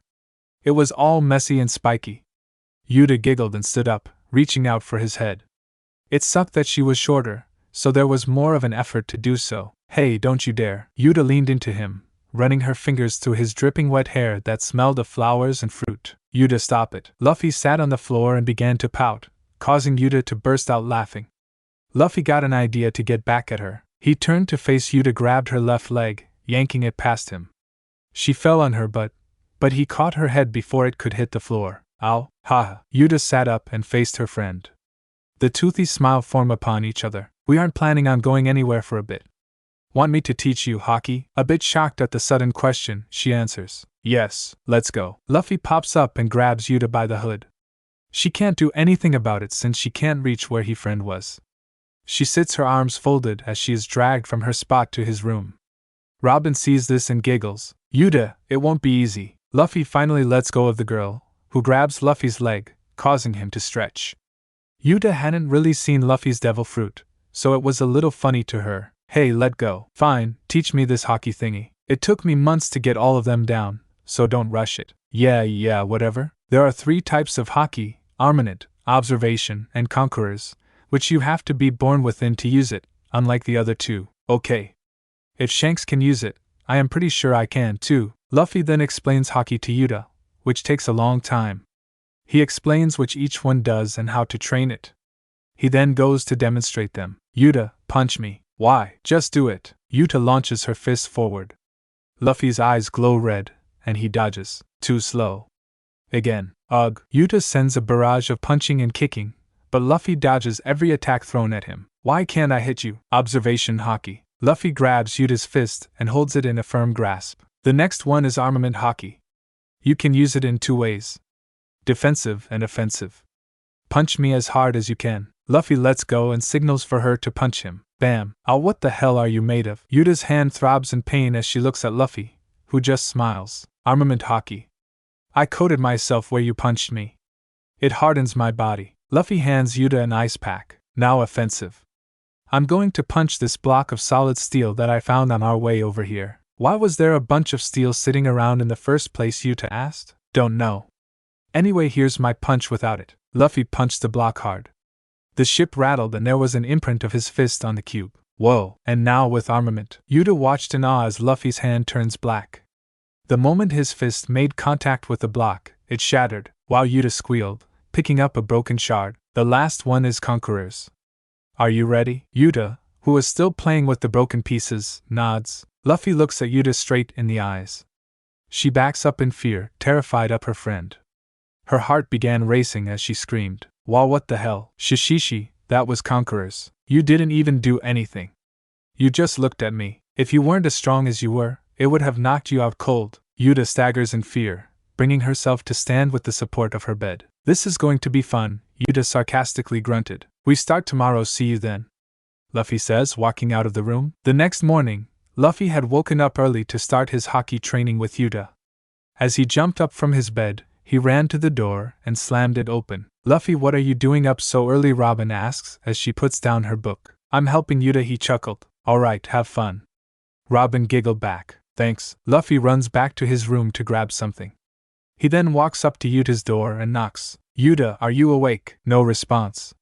He knocks again. Then I'm coming in. Still no response. He opens the door and walks inside. He turns his body and faces a sleeping Uta. Whack! Ow, who's there? Rise and shine, Uta, Luffy shouts with a rolled-up newspaper in his hand. Good morning to you, too.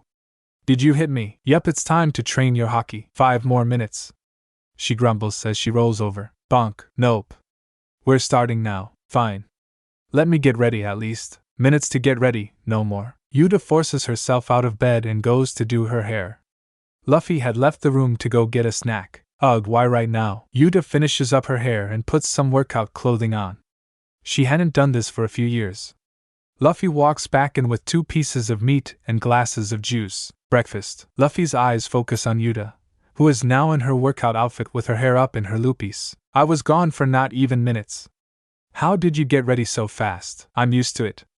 Now gimme. She points to the meat and juice in Luffy's hands. Luffy walks over and hands her one of each, which she devours. Thanks. Time to get to work.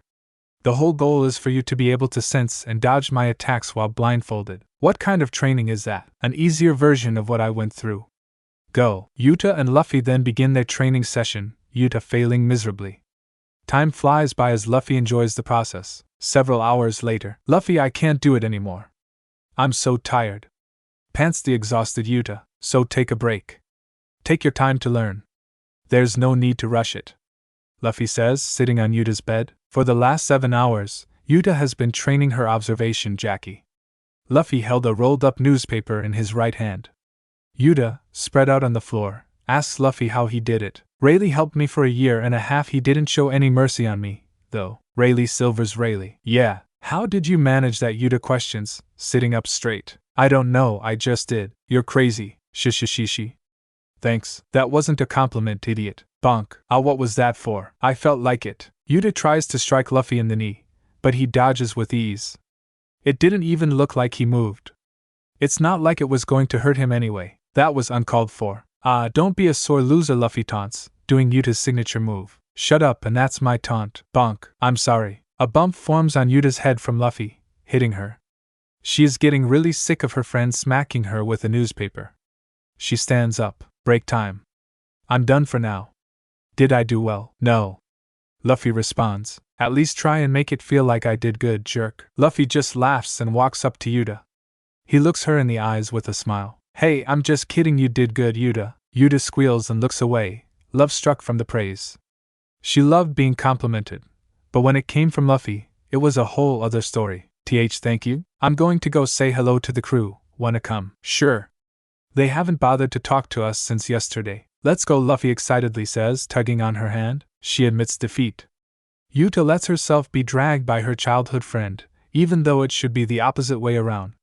As soon as Luffy opened the door, sunlight bursts into their eyes, making them squint.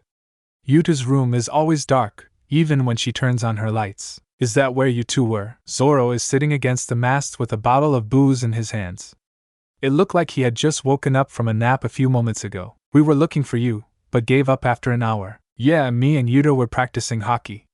I started teaching her a few hours ago. It was pretty obvious, too.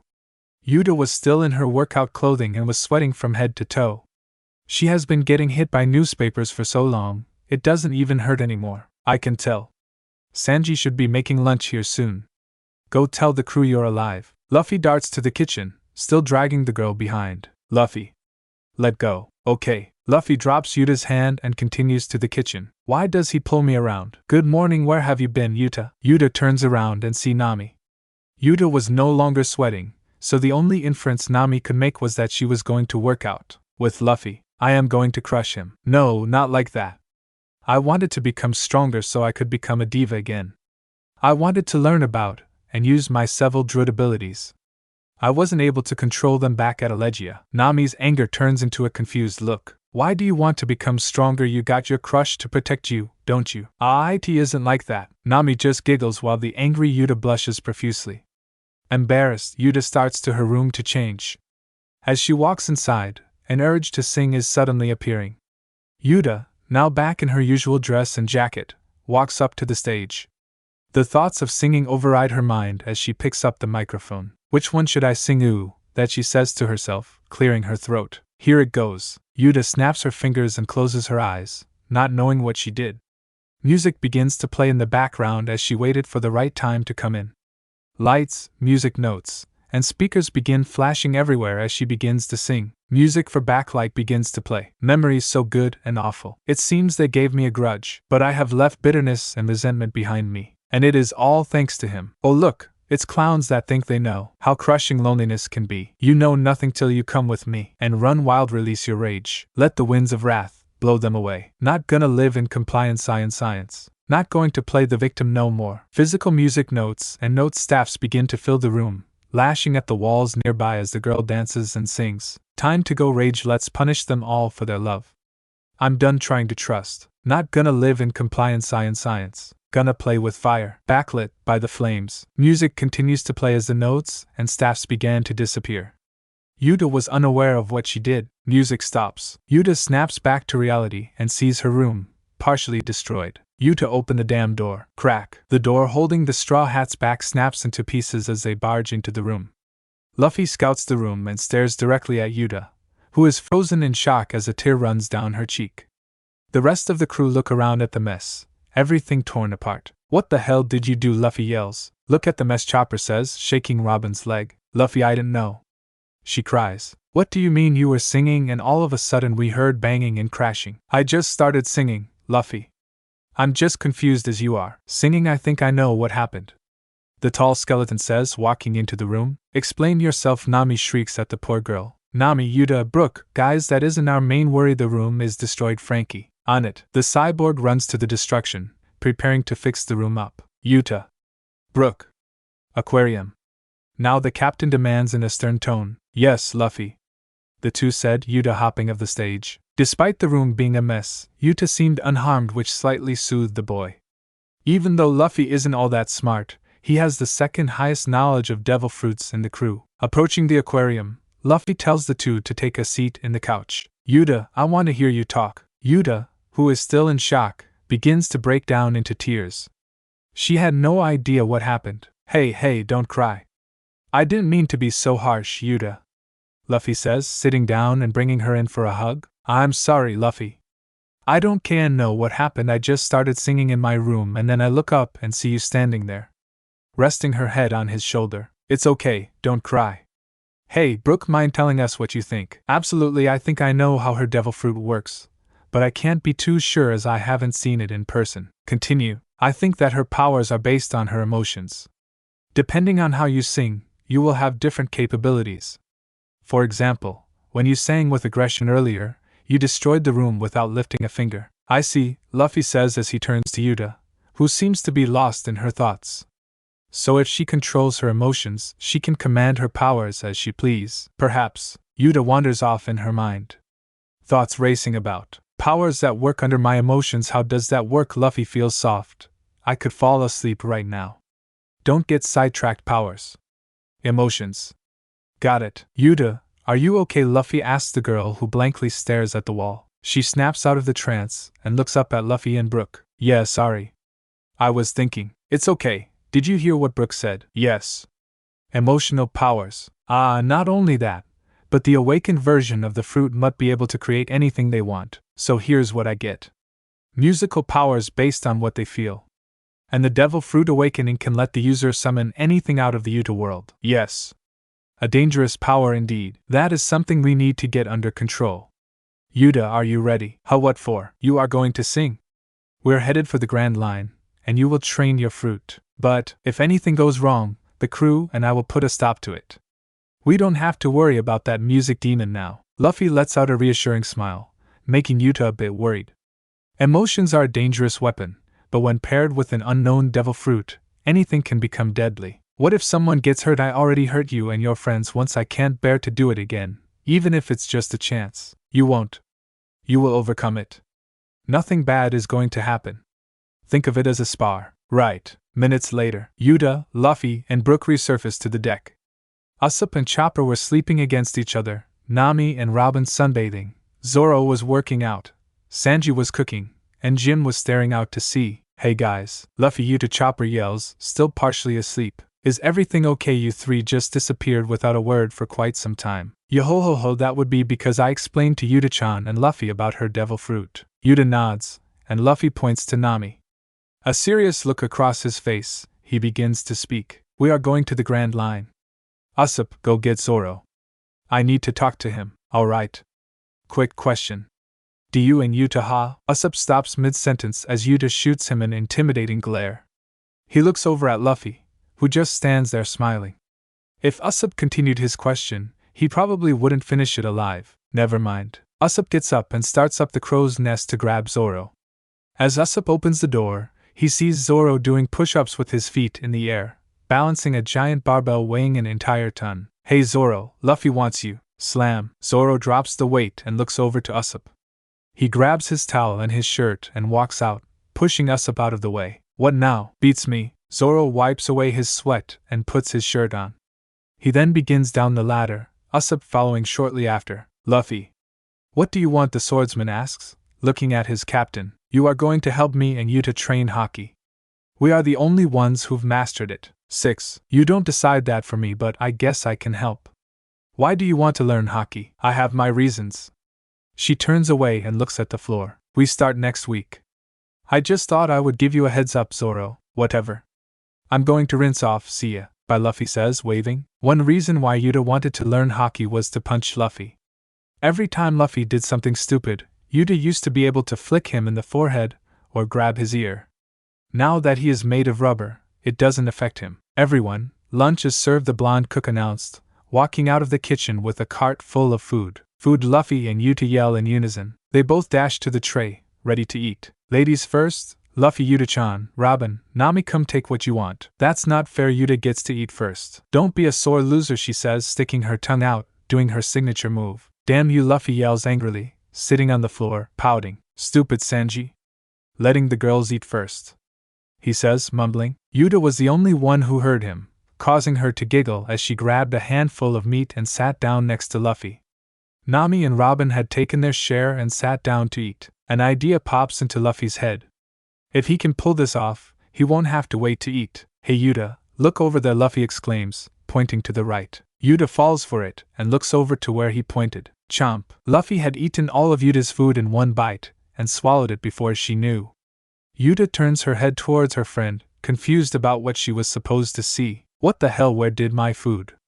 Luffy, that was my food, bastard, Uta screams, looking down at her empty plate. Shishishishi, you fell for it, he laughs, cleaning his mouth. Bam! Sanji kicks Luffy in the back of the head, sending him flying into the sea. How dare you eat Uta-chan's food? Splash! Luffy falls into the ocean, flailing his arms around. Luffy. Uta jumps into the water as an attempt to save Luffy, but she also starts sinking as they're both devil fruit users. Uta, Luffy, Jim yells, jumping into the water. He swims towards the two with insane speed. Fishman karate. Ocean current shoulder throw. A bubble begins to form around Jim's hands as he thrusts them forward.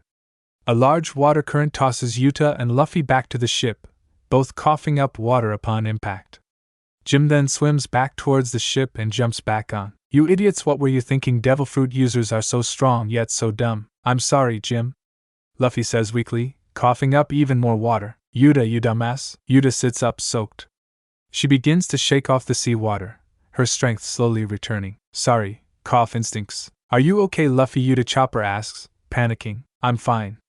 They both answer weakly. A few minutes later, they both fully recover from the sudden weakening and just lay there, spread out on the floor. Damn sea water. Luffy breaks the silence. Every time I fall into the water, I have to take a bath. Yeah. Uta jumps up to her feet and darts to the bathroom. Race you there. What? Luffy runs behind the girl, catching up rather quickly.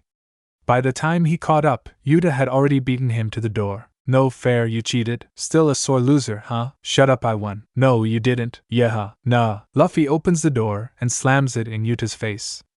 Even though she won, Luffy beat her to the bath. Damn it. Are you coming or not? Luffy stood in the doorway with a towel wrapped around his waist. He looks at Uta, who is frozen in place. Well, Luffy, are you coming or not? Luffy. Moments prior, Luffy quickly changes out of his clothing and wraps a towel around his waist. He then asks Uta if she plans on joining Luffy in the bath. Before she could get a chance to speak, Luffy threw a towel at Uta and walked back to the tub. Take that. Splash. Luffy jumps into the tub, wetting his hair. Uta squeals and pitter-patters to the changing room. I think this is the moment. Her mind begins playing scenarios of when she does it, blushing in the process, as she changes out of her clothes and wraps the towel around herself. Finally, I thought you never would come out, Luffy tells Uta as she tiptoes over to the boy in hopes of scaring him. How did you know I was here, she asks, disappointed. Haki. Again with this Haki stuff. Yeah, I can sense everything, like emotions, movement, and the number of things in an area, to name a few. Emotions, the word rings in Uta's mind. Uta dips her feet into the bath. It was rather warm for a bath, but Uta didn't mind. She slides herself in even further.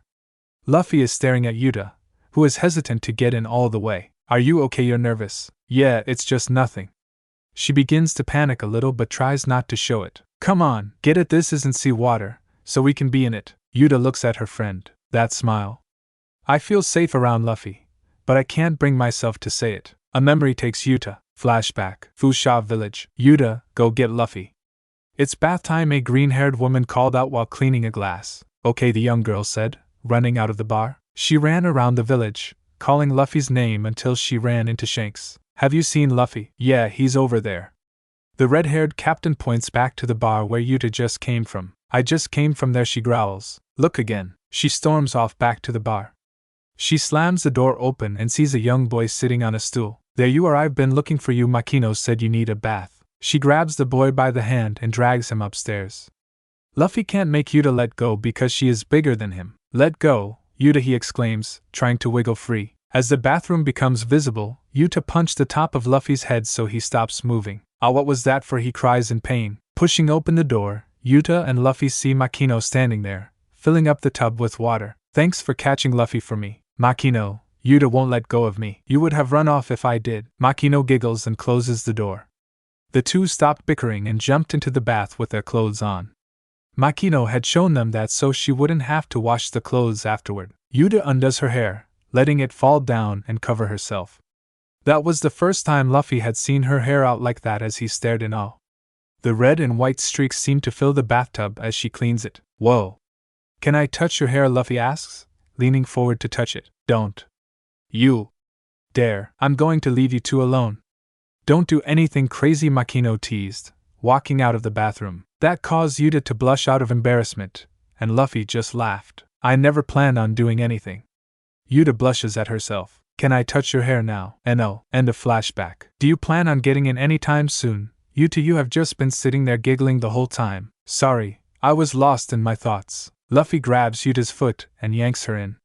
She screams as she is violently pulled underwater. Luffy, what the hell? Uta glares at Luffy, who is laughing his ass off. You should have seen the look on your face. Whatever. Screw you. Uta perches up against the tub, next to Luffy. She lets out a deep sigh and relaxed herself. It has been quite a while since she bathed, so it felt great. 0 minutes later, Uta felt so relaxed. She nearly dozed off a few times.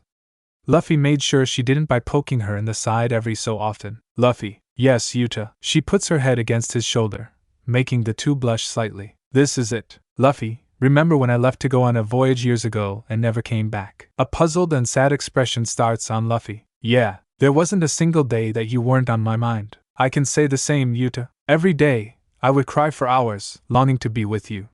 She starts to sob. Luffy, I love you more than a just childhood friend, she confesses, finally getting that off her chest. Uta's heart starts to pound. She tenses up, awaiting a reaction. After a good minute of silence, Luffy finally spoke. Uta, I do not know what it means to love or to be loved by another. What I do know is that if I were to spend my life with one person, it would be you. Uta is speechless. She thought that Luffy would just laugh it off or say something stupid. Luffy, she cries harder, grabbing his arm and burying herself in it. Hey, don't cry. I'm here for you, with you. He tries to comfort her, caressing her bunny hair, which very much does. Back on the Sunny's deck. What is taking them so long? It's been half an hour, Nami yells out loud. Let them be, Nami.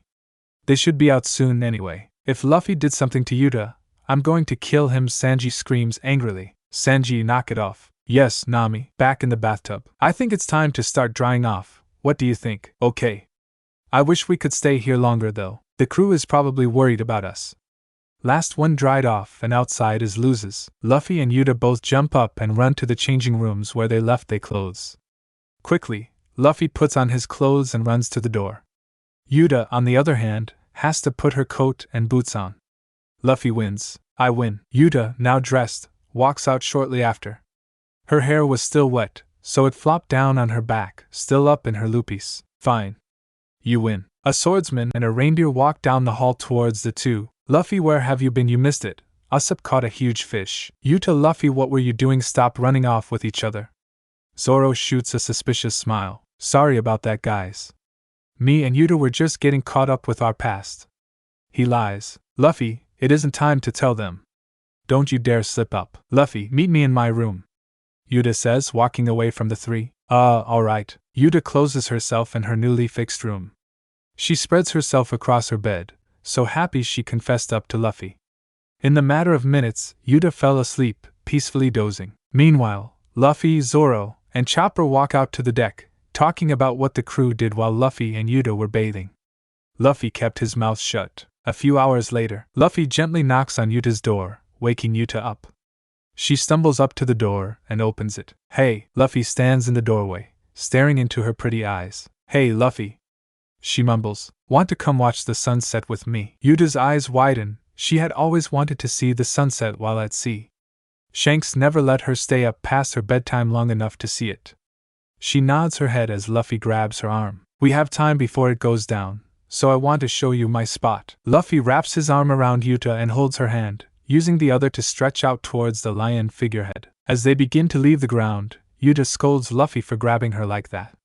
Though she didn't mind it, kind of enjoyed it. Swoosh. Luffy and Uta fly up to the figurehead and stick the landing. Sit down, Luffy persuades, patting the place next to him. Uta sits down next to her loved one, stretches his arm. Luffy's arm stretches around Uta, pulling her in for a one-armed hug. Uta sighs and puts her head against Luffy's. She felt so free and alive. The sun goes down, revealing a beautiful colored sky. Orange, red, yellow, and pink streaks painted the sky as the waves crashed into the boat below. The feel of the soft grass and Luffy against her. The smell of the salty breeze against their faces. The warmth of the sun and Luffy to a point where she could safely call this the best day of her life. It's beautiful, Uta calmly tells Luffy. Yep, we get to see it every day, he chuckles. They never wanted the moment to end, but about an hour later, the sun fully set. Luffy sits up, releasing Uta. Although this is lovely, it is time to get going. Uta just nods and stands up.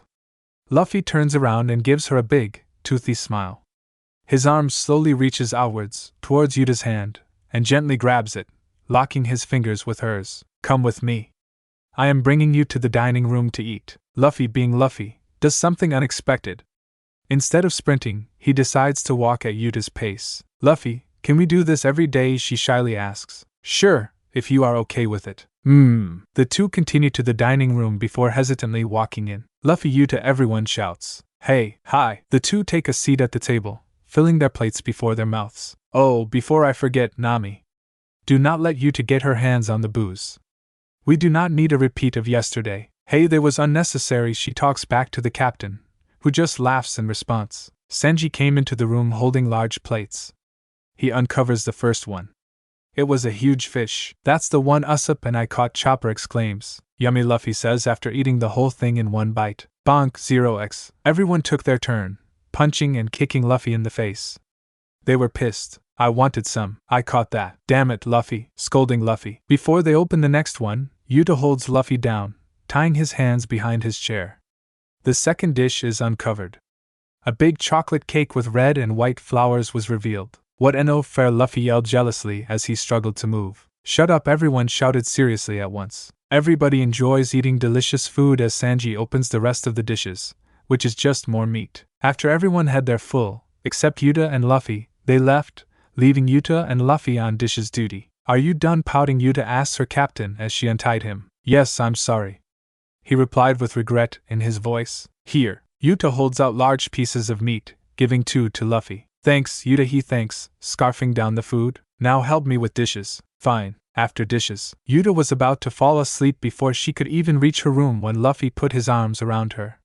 Whenever Luffy touched Uta, she blushed and felt like she was going to burst. Want me to carry you to your bed? Uta falls back into the hug, accepting it as Luffy picks her up. You are so cute when you hug me, he manages to say with a straight face. Stop saying stuff like that, it's embarrassing. It's true, Uta, Nami tells the red girl. You just let him drag you around and carry you, and it's adorable. Uta is about to burst. Even Luffy is turning slightly red. I'm going to act like I didn't hear anything, Luffy says, picking up the pace to her room. Giggles. Luffy walks into Uta's room and places the girl on her bed. He looks at her and smiles.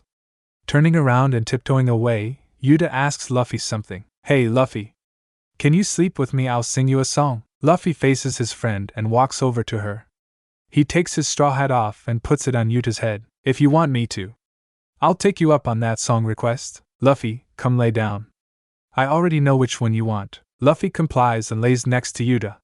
She clears her throat and begins. Where did it come from? Where could this wind be taking us? I look up to the sky, hoping for answers, but there's no reply. Where will it end up? This song that I've been a vessel for. I look within knowing I'll find the answer, even on my own. Let's row out to the open sea, far as we can go, to the unknown. I've got to keep on dreaming, no surrendering. Go on, hoist the sail inside my open heart, and let me heed the call of the sea. I've got to keep on singing, until you feel it, just hold on. Oh, the winds will change, I promise you. My voice will see us through to the end. Luffy lays there, hugging Uta tightly, burying his face into her hair, and cries himself to sleep.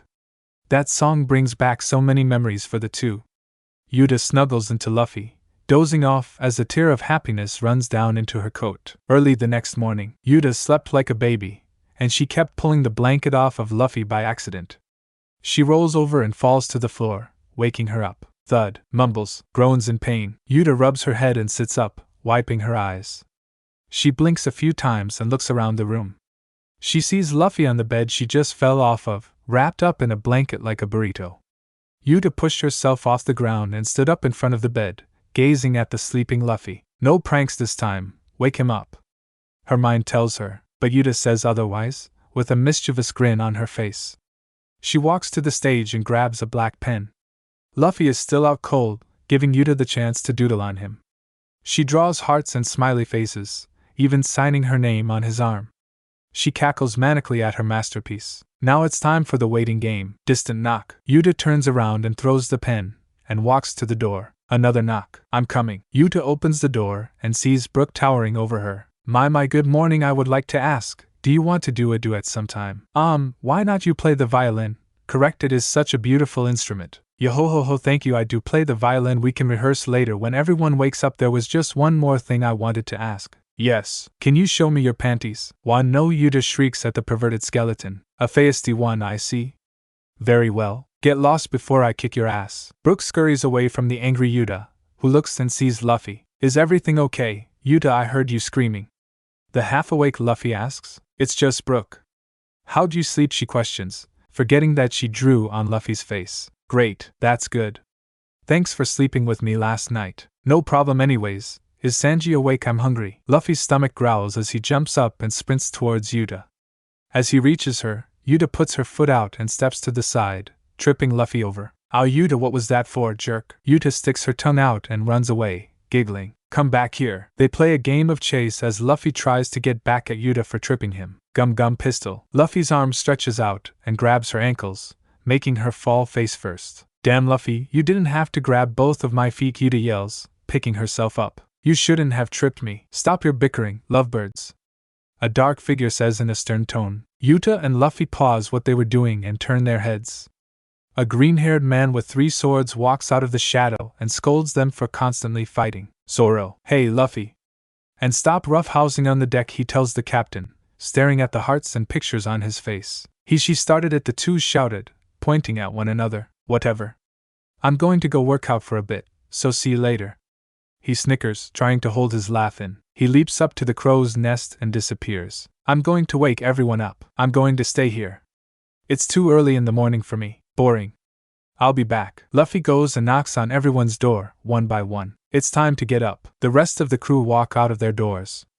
Frankie was already awake, building something in his workshop, and Brook was in his room tuning his violin. Mornin' Luffy Wakes Up explodes with laughter, causing alarm to everyone. Look at his face. Luffy tilts his head in confusion. "Why, what's wrong?" The crew took a peek at what Usopp was laughing and joined him. "What is it?" Luffy demands, slightly irritated. "Go look in the mirror." Luffy dashes past the group and runs into Usopp's room, walking up to the mirror. "Son of a bitch," Luffy roars, fuming with rage and embarrassment. Poof. Luffy disappears as he activates gear. Uta looks around and doesn't see anyone. Whoosh. "Luffy, right here." Luffy grabs Uta by the ankle and throws her high into the air. HHHH. Uta was about 20 feet in the air.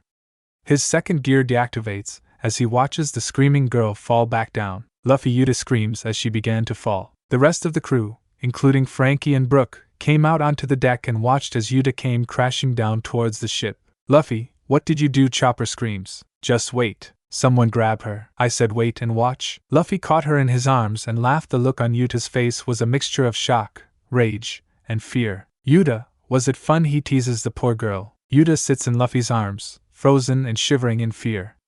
She had just experienced being thrown thousands of feet into the sky by Luffy. "You drew hearts and your name all over me in permanent pen that's going to take hours to wash out." Everyone except Nami, Luffy, and Uta have run away, cowering in fear as an aura emits from Nami. "Luffy, what did I say about you two screwing around like this?" Bam! Nami throws a punch at Luffy, and it hits him directly in his face, sending him back a couple of feet. He drops Uta on the floor as he flies towards a wall, crashing into it. The sound of Luffy slamming into the wall echoes across the sea. On a nearby Navy ship, loud boom. The sound reaches a naval ship, causing the Marines on board to jump. What the hell was that? Whatever it is, it didn't sound good. It doesn't sound too far away. A man wearing a cape walks out from his office. He stares out to sea. "Sail to where that noise came from. We are going to go check it out," the man orders the Marines. "Yes, Vice Admiral, sir," they all shout, saluting him. Back on the Sunny, Luffy laid on his stomach, his body's imprint in the wall behind him, and a fist mark on his face. Nami is scary when she is angry. Usopp and Jinbei say in unison, "I hope Uta is okay," Chopper whispers in a panicked tone. Luffy sits up, still dazed from the punch, and groans. He is slowly getting used to getting punched by Nami, but it still hurts. Something catches his eyes. Uta stands up and faces Nami. Her eyes aren't visible, and an even more powerful aura surrounds her. Luffy stares at Uta, confused about what is happening. You dare." Luffy gets up from the rubble and walks backward. He grabs a chair and hides under it. "Why is Uta so scary?" My observation, Haki, and instincts are telling me to run, but I want to see what she is doing. "You dare to hit my..." Luffy, Uta roars, enraged. Nami, confused yet frightened by the sudden threat, stumbles back and falls on her bottom. Who knew Uta was capable of being so scary? A sudden wave of fear strikes over the entire crew, even Zoro, who is still lifting weights, and Luffy. Conqueror's Haki is the only thing on everyone's mind, except the enraged Uta. "You will pay." Bam! Uta's fist blackens as she strikes Nami in the gut, sending her crashing down through the ship, knocking her out instantly. Light bands begin to form around Uta as she waves her finger in a circle. They turn solid as they chase after the unconscious Nami, tangling her into a ball. Uta pulls her arm towards her, and the ball retreats to her side. Everyone gapes in fear as Uta easily takes down Nami with a single blow. "Do it again, I dare you, bitch." Uta drops her hand, making the ball vanish. Nami falls to the floor, bloodied at the mouth. She then walks over to Luffy and smiles. Are you okay, Luffy? I forgive you for tossing me. Luffy, too scared to say anything, frantically nods his head. Good, she comments, walking towards Nami's body. If you lay a single finger on Luffy, you will suffer an even worse fate than her. Zoro busts out of the crow's nest, sweating profusely. What the hell happened out here, Luffy? Did you d? Zoro's eyes ponder upon Uta and the battered Nami. He staggers backwards as Uta shoots Zoro a smile. What the hell? Uta cackles, asserting dominance over the crew. She vows from here on out that she will be the only one that can punch Luffy. You can stop hiding now. I am satisfied with this outcome. Tend to her and leave me and Luffy alone, Uta proudly announces as she scurries to Luffy. You Uta. Do you realize what you have done? Nope, and I don't care, only I get to hit you. And I made myself clear, she responds with an evil smile. She taps him on the nose and giggles. That certainly is terrifying. Robin states as she walks towards the two. I know Uta was scary, Luffy exclaims. She used armament and Conqueror's Haki, and she doesn't even know. Not to mention her devil fruit power is fascinating. What are you guys talking about? Uta asks. You were so enraged with Nami, you beat her to pulp. Oops, sorry, Nami, she yells to the girl who is on the verge of dying. Chopper was tending to Nami's wounds, Sanji by his side. Who is that chick she beat? Nami. Frankie panics to Usopp and Jinbei. She is not one that we should mess with. She is insanely strong. Nami beats us up, and Princess Uta kicked the shit out of her. Someone had to put her in her place. Still, I almost feel bad for Nami because Uta showed no mercy on her. Uta overhears their conversation. Are you guys talking about me? She asks, smiling. They all freeze in fear and prepare them for the worst. It better be nice things, Uta says, turning back around. Phew, they all sigh in unison. Yo-ho-ho-ho, I think I see something over there, Brook shouts merrily, pointing over the sea. A ship, no larger than the 1,000 sunny bobs in the water. The sail has a seagull and a single word painted on it. Marines. We've got company, I see a marine ship out there. Usopp pulls down his goggles and confirms the skeleton's word. Everyone, get ready, we may have to fight, Luffy orders. He turns to Chopper. Chopper, bring Nami to safety. Chopper nods and transforms into a buff human reindeer hybrid.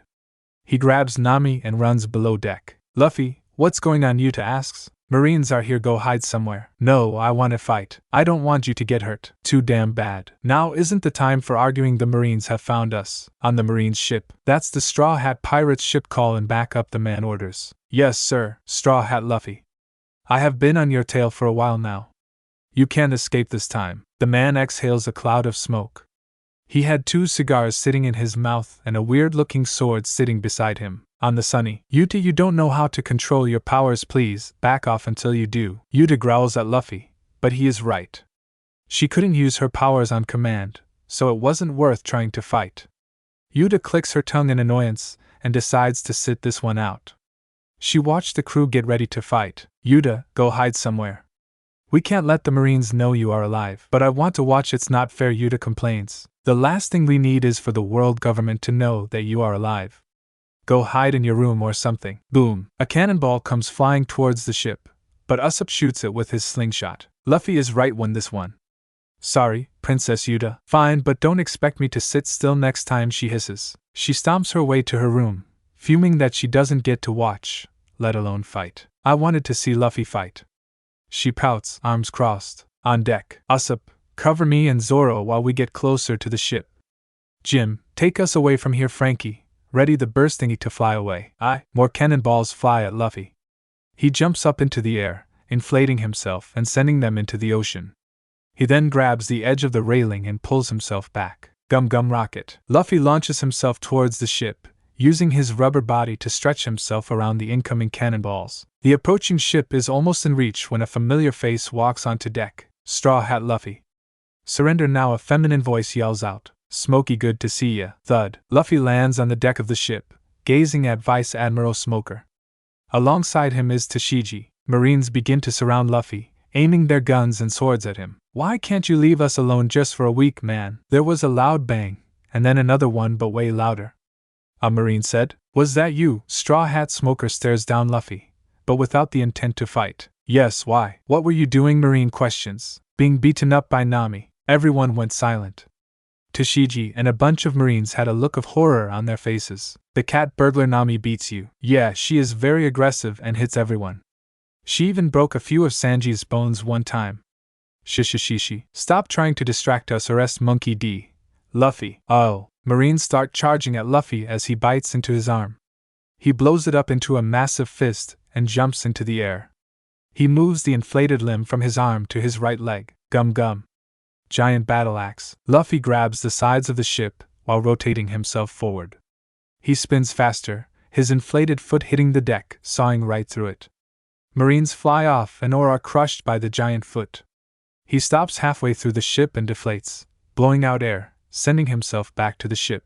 Bye-bye, Smokey. Come back here, Smoker yells, but it obviously doesn't do anything. Smoker's voice fades out as he nears the Sunny, landing on his feet. Frankie, are you ready? Luffy shouts to the cyborg. Yep, hold on tight. Everyone could burst. Uta was still her room pouting when all of a sudden, everything began to shake violently, and she was pinned against the stage. What the hell, what are they doing out there? She screams, but is drowned from the speed of the wind. The Sunny is now soaring through the air, losing sight of the Navy ship. Damn, Straw Hat, he got away. There is no point in following him.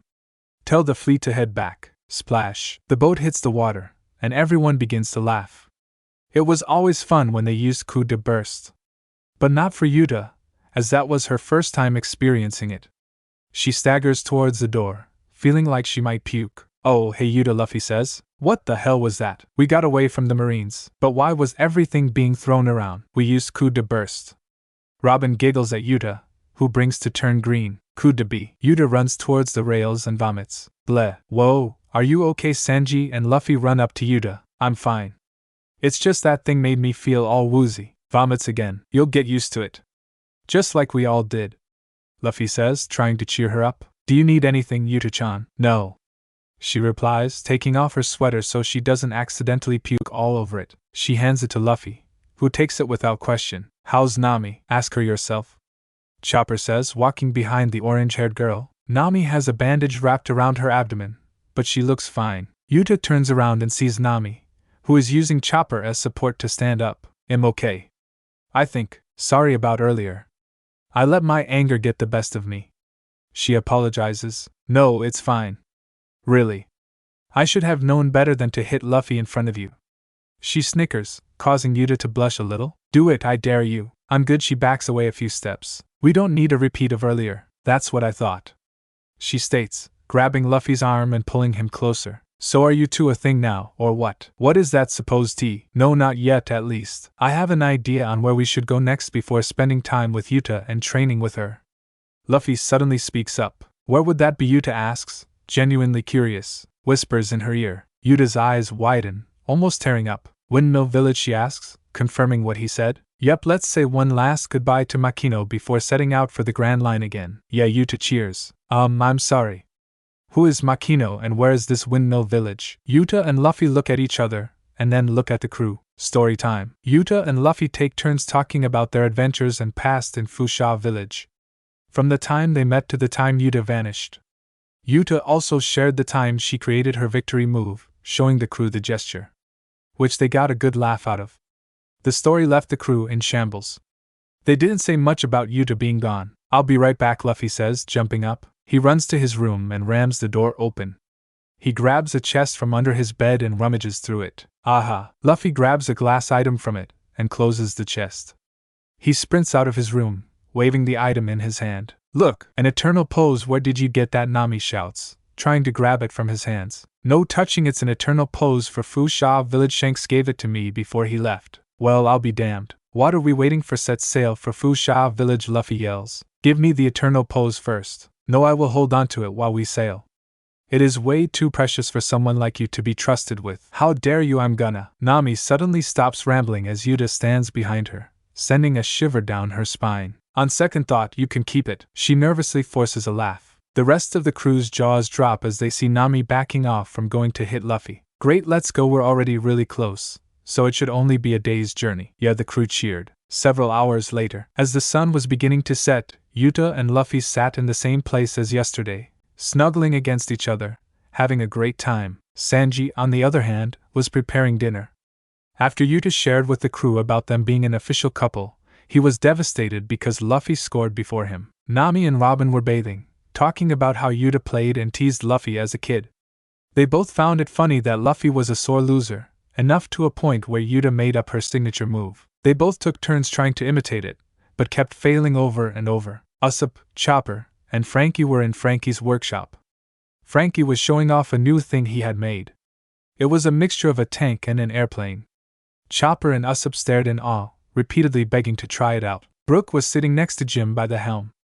They were on course for Fusha Village, checking in with Luffy every so often to make sure they were on the right track. Zoro was sleeping against the stairs. Vibration. Luffy is startled by the sudden tingling and turns to Uta.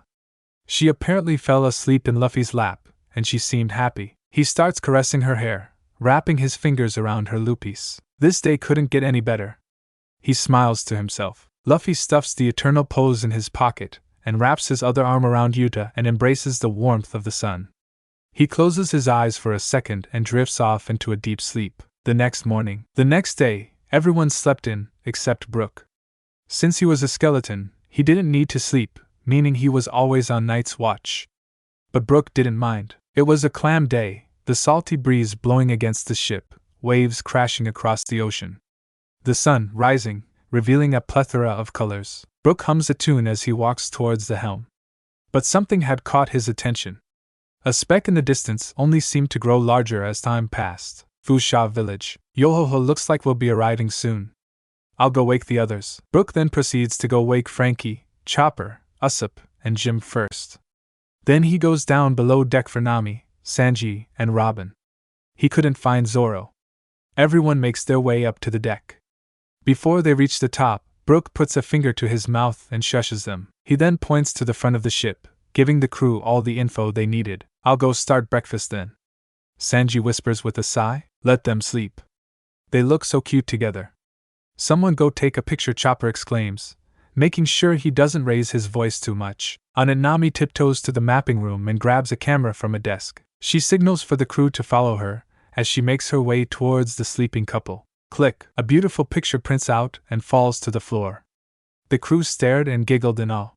They really did look cute together. I can't wait to see this Makino chick's reaction to this. Frankie snickers. The island pops into view, appearing small even though they were a few minutes away. Looks like we are here, Usopp says. Uta and Luffy are now all tangled up because of Luffy's stretchy body. Uta basically is using him like a blanket because Luffy left her jacket in his room. Minutes later, the island is now close enough to where if Luffy launched himself, he would land on the island. Whoa, it looks so peaceful. I wonder if the women there will show me their panties. As if, yo-ho-ho, go wake the lovebirds up. It's time they do. Alright, I'll go do it. Chopper walks to the sleeping couple and gently shakes Uta and Luffy.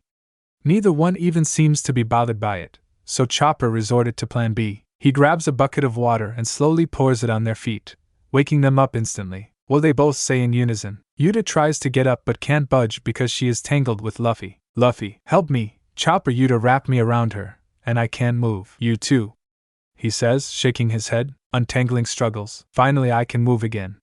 Uta shouts, stretching herself out. How'd you guys sleep? Nami asks. Great, they both replied with a happy smile. Look behind you. Nami points past Uta and smiles. Luffy and Uta spin around and drop to their knees, crying. Windmill Village, they cried out. It's just like when we left it. It is so good to see this place again. The crew docks at the port, being welcomed by some villagers.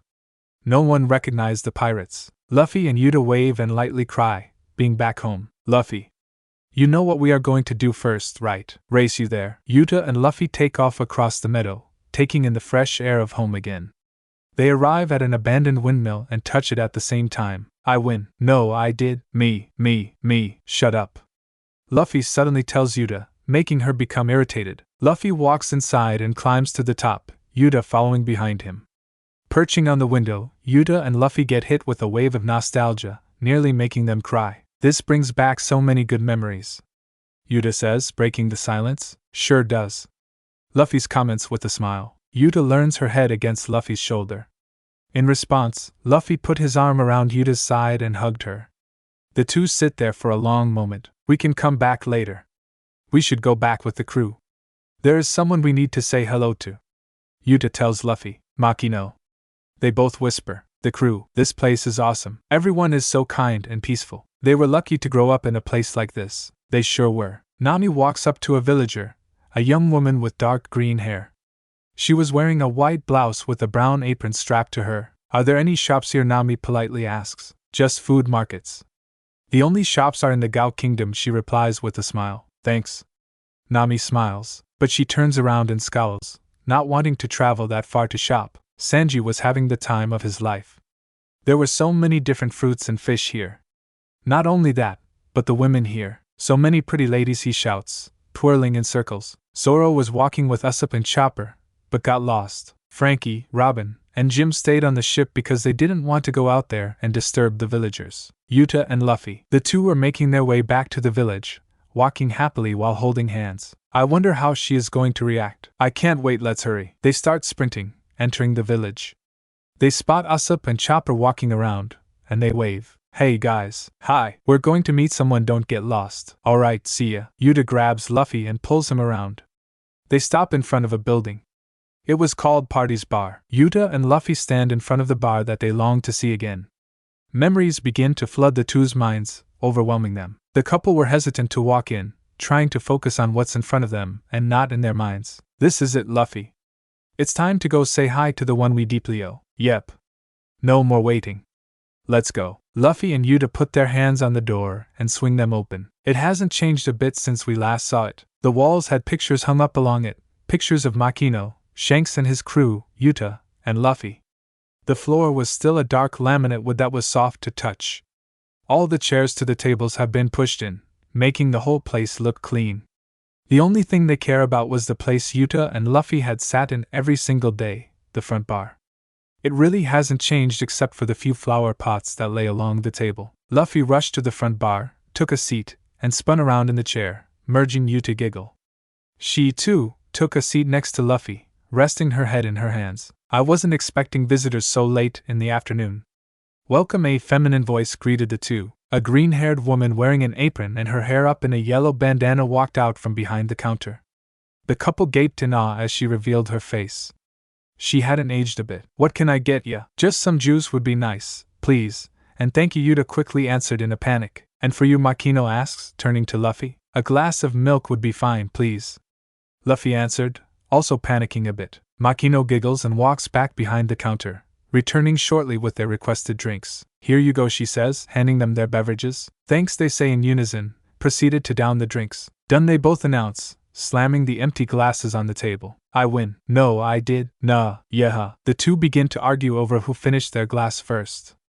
Makino frowns and turns away with the empty cups. You know, you guys remind me of some kids I took care of years back, she solemnly says. Oh yeah, what were their names? Uta asks, trying not to reveal themselves yet. A little girl named Uta, and a boy named Luffy. They always bickered and played together, and they were so cute. Uta was taller, 2 years older, and teased Luffy whenever she beat him in a game. Luffy, who was 7, always argued, saying that he won and that she cheated. It was hilarious to watch them. Makino walks back to the couple and smiles. But it was clearly a fake one. I haven't seen Uta for years, Luffy for 9. I heard that the beautiful diva passed after her concert. It was really devastating here since that was the only music we had. Uta looks away and blushes. She loved compliments, but she hated showing that she did. Shishishi, Luffy laughs, poking her in the side. I know that laugh, but there is no way that face does look similar, and that straw hat. Luffy, Makino shouts. Damn, I knew you couldn't keep that a secret. Uta teases, covering her face. Yep, it's me, long time no see, Makino, Luffy yells. Luffy, it's been so long, I miss you, I have so many questions, Makino cries, leaning over the counter for a hug. Luffy accepts the hug and stretches around her, confirming that it was Luffy for Makino. You've grown up, how have you been, she asks calmly, pulling away from the hug, wiping away the remaining tears. Great, what about you? I'm doing just fine. Uta groans as she pulls down her hood, catching Makino's attention. Her jaw drops through the floor, seeing her red and white bunny hair. No, it can't be, Makino starts to tear up. It can be, because it is, Uta says happily, reaching out for a hug. You, how this has got to be a dream, right? You aren't you supposed to be dead? Uta puts her hand to Makino's forehead, lightly flicking it. She moves away in pain, holding her forehead. What was that for? The two just giggle, holding hands under the counter. Did it hurt? I don't remember when you can get hurt in a dream, Makino. Oh my god, it is you, Uta. Yep, but how I thought. That's a story for another time. Luffy interrupts. It sure was nice seeing you again. Want to meet our friends, he adds. Of course, Makino replies, walking out from behind the counter. Uta and Luffy get up from their seats, standing tall. Uta and Luffy are both taller than Makino, Luffy being the tallest. Luffy, since when were you taller than Uta? Don't remind me. Uta states, looking at her feet in embarrassment. Shishishi, let's go meet up with the crew. Luffy tells them, grabbing Uta's hand and pulling her out of the bar. Makino follows, letting out a deep sigh. It feels so good to see them again. They sure have grown, but they are still the kids they were all those years ago. Usopp and Chopper were across the road, trying out the different foods the village had. Hi Luffy, hi Uta. Chopper squeals, running up to Uta. Who's that? Usopp asks, pointing at Makino. I'm Makino. I took care of Uta and Luffy years ago. They were always bickering and constantly got in trouble. She giggles. Hey, the couple shout at the woman. Hee hee. Anyways, the rest of the crew went back to the ship. I told them you were going to meet someone. Usopp proudly announces. Alright, so that means it is time for you to go, Makino sadly asks. Unfortunately, but you do know that we will visit you at least once a year, right? Uta attempts to cheer Makino up. Yeah, while we're in the Grand Line, we will set a date to come back and hang out, Luffy explains. Okay, before I forget, Makino, was it I have something for you. It's from the crew. He hands a small envelope to the bartender. She grabs it and looks at Uta and Luffy. Thank you, I don't know what it is yet, but I appreciate anything given to me. But we hadn't done anything, they both said, tilting their heads in confusion. It's from us, Luffy and Uta. We decided it would be a nice present. Usopp mentions for Makino to open it. She tears off the sticker as the crew members watch. She puts her hand inside and pulls out a piece of paper. Makino holds it in front of her, and her jaw drops. What is it? Uta and Luffy ask, genuinely curious. Makino slowly turns the paper around. It was a picture. Not just any picture, but a photo of Luffy and Uta sleeping on each other in the sunset. It's amazing, is all she could utter. Uta faints into Luffy's arms, both lavishly blushing. How Luffy roars at Usopp and Chopper, who just laughs and runs back to the ship. You guys are so cute together, you make such a great couple, Makino screams in excitement. 6. It's not like that, she just fell asleep on me, Luffy yells, trying to convince her that they weren't together. Ah, she looks so happy, Makino squeals, stuffing the picture in her apron. So she keeps teasing and tricking me. Is that anything new? You cried every day for a month when Uta didn't return. You liked it, didn't you? Makino teases the boy. Stop it, it's embarrassing, she is older than me. Makino continues to laugh her ass off as Luffy picks up Uta and begins to run back to the ship. It was nice seeing you guys, Makino calls out to the couple in the distance. Luffy carries Uta all the way back to the Sunny. She wakes up before he reaches the port, and hides her face with her hair. She won't ever stop bothering us about that, Uta says, still embarrassed. Nope, she won't. Can you walk now? I'm tired of carrying you. But I want you to hold me, Uta whined, throwing a fit at the suggestion. Fine. It isn't my fault if the crew sees you in my arms. The two reach the port and stop. Luffy crouches and leans back. Gum leap. Luffy pushes himself off the ground using his legs and holds Uta tight. Thud, and Luffy lands on the ship and stares at the crew, who begin to chuckle at them. Plop. Luffy drops Uta on her bottom. She stares at him, mad that he didn't set her down gently. Ow, she sarcastically says. Oh, you're fine. Quit being a baby and get up. Humph. Uta crosses her arms and begins to pout, causing the crew to roar in laughter. Sanji walks out from behind Jim, who stands next to the railing. How dare you drop Uta like that? Are you okay, Princess Uta? I'm fine, she replies, picking herself up off the ground. She begins to her room when Nami pulls her aside. How did Makino do with the gift we gave her? She asks, smiling from ear to ear. I don't want to talk about it. She folds her arms, blushing. If it makes you feel better, we took all the photos and framed them into your room. And no, that doesn't make me feel better, she angrily roars. She storms off to her room, pushing Nami to the side with immense force. She isn't weak at all. Uta didn't spend all that time studying music, but she mostly trained and gained a tremendous amount of strength and stamina. Everyone else was on deck, teasing Luffy about the picture. You really were meant to be, Robin giggles. Princess Uta and Luffy. Usopp yells. Yeah, the connection between you and her is super strong, Frankie shouts, putting his arms together. Screw you, guys, I'm going to help Uta learn Haki now. Go say hi to your girlfriend for me. Luffy flips them off and walks to Uta's door. He knocks and asks to come in. Go ahead, Uta, sorry about them. They are going to make fun of us unless we do something. Oh yeah, like what? I dunno. But we are going to the Grand Line. When do you plan on showing yourself again? Uta thinks for a moment. She wanted to do the big reveal during a life-threatening moment. In our next fight. Uta suddenly replies. On the Grand Line, alright. We should arrive there in a week or so. Do you still want to learn? Haki, your devil fruit is going to take a lot longer to master. I do. It's just that I want to learn it fast. But I can't do that. I have an idea. We will spar. Uta's hair perks up, and a devious smile makes way. I'm going to beat you, she announces, not knowing what Luffy is capable of. You can try, but let's see if you have the same mindset when I kick your ass. Challenge accepted. Later, Uta and Luffy sit on deck, playing Uno with Usopp, Chopper, and Zoro. Uta keeps peeking at Luffy's cards, so he pinches her every time she does so. Looks at Luffy's cards, plus S and a green 8. Pinch. Ow. Zoro, it's your turn. Usopp says, placing down a wild card. Red. Zoro looks at his cards. He doesn't have any red or wilds. He draws a card. It's not red. He draws another. Still not red. Cards later. What the hell? That's so unlucky, Chopper laughs. Zoro has about cards in his hands. Usopp has 7, Luffy has, Chopper has 6, and Uta has. The swordsman finally draws a red reverse and reverses it back to Usopp. Finally, ah man, Usopp plays a red. Chopper's turn. He grabs a card from his hand and places it down. It is a wild card. The ones that you can write on. Draw 0 cards or the person to your right wins. What the hell kind of card is that? Luffy shrieks. Choose one. Uta says, snickering. Not wanting Uta to win, Luffy draws 0 cards. I hate you, Chopper. Hey, he giggles. You should have done option. Uta pouts in a playful way. In your dreams? Everyone got a good laugh out of it. Zoro is happy that he isn't the only one with 0 cards. Sanji walks over to the group, with a cigarette in his mouth. Dinner is ready, he says in a monotone. Race, Uta and Luffy say in unison. Zoom. They take off, leaving the Uno game behind. They push each other, trying to make them slow down, but it doesn't work. Luffy, look over there. Uta points to her left, causing Luffy to pause for a second. Uta takes off, leaving Luffy behind.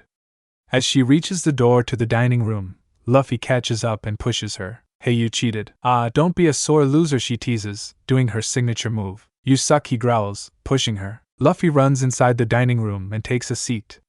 Nami, Robin, Brooke, and Frankie were already chowing down. Hey, Luffy. Uta takes a seat next to Luffy.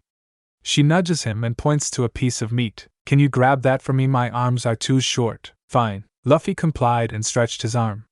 He grabs the piece Uta asks for and tosses it to her. The rest of the crew walk in, taking a seat.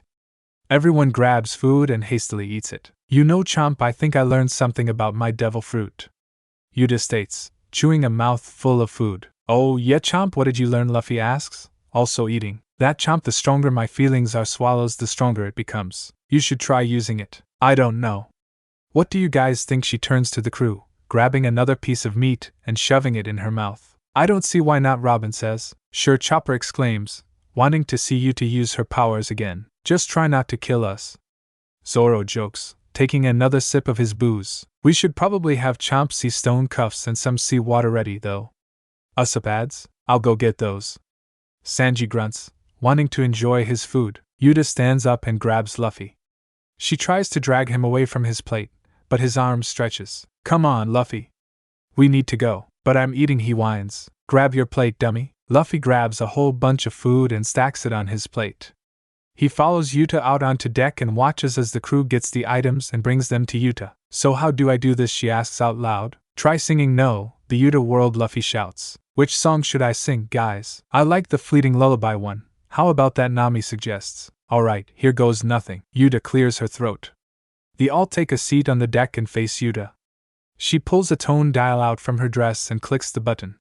She smiles and starts to sing. I'm sick and tired of being alone. Wanna be connected. Have a bond to hold on to. Just gonna lay all out how I feel, honest. Light begins to emit from Uta's feet as she gets ready for the next verse. Listen, baby, making you happy whether you like it or not. Gonna be up in your ears. No running away. Just wait for the beat to drop. Listen for a surprise. Every word will entice. Be my good boys and girls. You think you're so tough. Well, I've had enough of it. I got something here that's better. So come on up. We can sing together. Fun unfettered. Get on stage. Let's go. The sky changes shades as Uta dances, alarming the crew.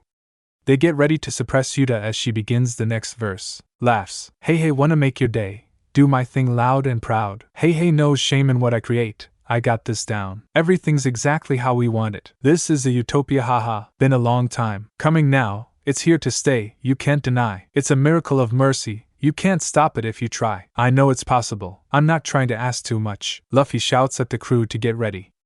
Everything can go very wrong in the next few verses. The deck turns into a stage. Uta turns into a colored shadow as she summoned replicas of her. Salvation's got to come. This generation's done. It's tired of never being listened to. The screams were never heard. The suffering endured. But no more. Watch me rock this. They got nothing. Up to me. You just need to stay out of my way. There's no turning back. We're gonna be singing jointly for all times. Usopp, Frankie, Chopper, Robin now. Usopp and Frankie run up to Uta, reaching for her arms. Robin and Chopper throw the water buckets at Uta. But it was too late. Everyone gets thrown back.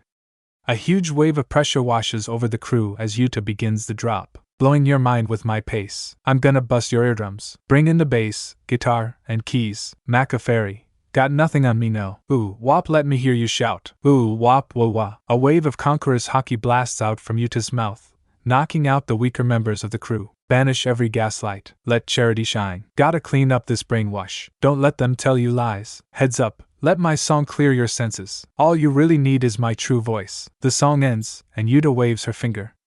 Everything comes to a stop.